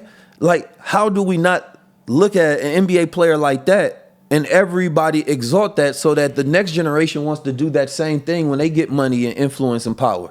You feel me? Like, this, a lot of times we miss our own marks when it comes to us having our media platforms. We can send out sensationalist, journalism and hit pieces and rumors about NBA players only want to be with white girls and waste their money. But when we get somebody that do it right, we don't exalt them. We don't treat them correctly. And we know legacy media ain't going to do it. Right. Because they don't even want that to be respected. I mean, the NBA is always going to, they're just not going to ever, like, Jaylen Brown is like where he's at in terms of like, he's an all-star. I mean, he's an amazing basketball player. Yeah. But the NBA is never going to push him as the face of the league. They're not supposed over Jason to. Tatum. We supposed to the people force that to shift. Even Kyrie. And shout out to Jay. He from the Lou. You know what I mean? I'm connected with him. I rock with him. No, but you get what I'm saying. It's very like the NBA is like they know who they want to put as when you land All-Star weekend. There's going to be certain faces at the airport. Jaylen went to the Ice Cube League. They ain't like that when you go to the big three and show support. Right. You feel me? NBA don't want no competition. That's They true. don't want to see none of that. So when you look at the people they want to support the least, we should support the most because it's most likely in our interest. Shout out to Cube too, man. You feel me? Yeah, shout out to Ice Cube for sure. So yeah, man, people like Jaylen Brown, I think he has an excellent representation of what we want to see in the culture. We should champion that more, and we should force, and everybody should be on code about that. Like, I met up with Shaq one time, and I remember when he was dogging Kyrie Irving, you feel me? And I had to tell him, like, bro, you know that ain't code. You feel me? You know that you got his ability to just call this man, you feel me, and cipher with him if you believe he's moving the right or wrong way, right? But you know how hard it takes for a black man to get in position, and you know how they utilize us against each other. If you are black in media and you have power and influence and position, you should never use it to disrespect your own, right? There should never be Stephen A. Smith disrespecting the brand of Jaylen Brown. Right. We should never become tools for white supremacy against each other. Yeah, because I think that there's a difference between like, being a commentator on sports. Yeah. And then like some of the more like sharp attacks towards people's character that you saw with Kyrie or that you. Yeah. And Kyrie a good dude, man. You know, he connected to his ancestral ties. You feel me? He want to push out that. I mean, bro, you gotta understand. He got his own shoe. Like, think about the Kyrie thing though. Nike, he was the best-selling basketball shoe outside of LeBron. Yeah. And they were like, nah. Yeah, because they want that power. Everybody, look, you got Yeezy, you got Kyrie's, you got the Jaylen Brown shoes, man. And I love Kyrie's new shoes are fire. Everybody should be walking around wearing those shoes, right? I just got mine in the mail yesterday. Everybody, because what that represents the type of time we on. The most powerful thing in the world. This is why it's so dangerous. Like, I helped pioneer this financial literacy movement for our generation to push that out there. And people don't understand how revolutionary that is because if I educate the consumer base to shift their habits, right? Then that's somebody's family that's used to our ignorance and benefiting from it.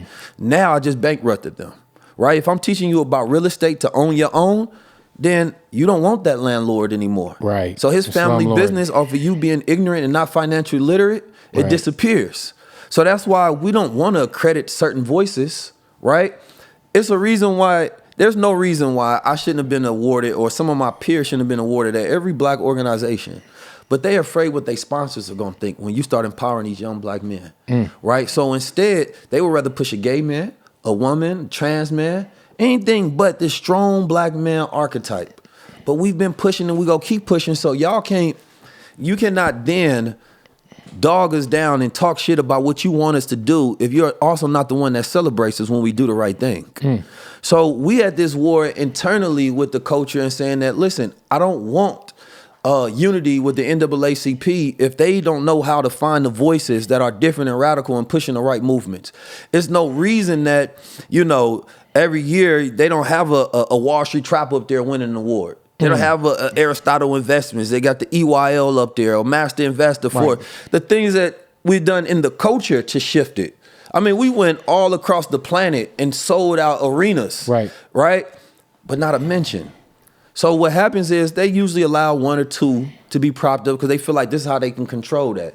Then you got the OGs that be talking they shit, and it's like, well, we wouldn't have had to do it if y'all would have did it. I mean, look, and from my perspective, obviously being an outsider, if there isn't radical change, then the bag stops for the people who are running these places so because they don't benefit. It's almost like it's the homeless thing, right? That we talk about. It's the same shit. Yeah, there's too many people making too much money on the plight and the struggle. It's 100%. Listen, advertisers control more culture than black leaders, right? When you go look at an award show, you go look at all these places, it's the advertisers that these people are afraid of. So you have somebody that work in a position, they might follow a 19 Keys, but I wonder what our advertisers will go think. Maybe we don't put him there. So then they're not looking for who's actually impactful in the category. Right. They're looking for who's safe and who's popular, right? Or where's the current DEI going, right? So that's what they're pushing, but this is why it's not efficient. So you have these vehicles to where, and the other thing is like, these corporations commit these billions of dollars, but they don't actually deploy any money.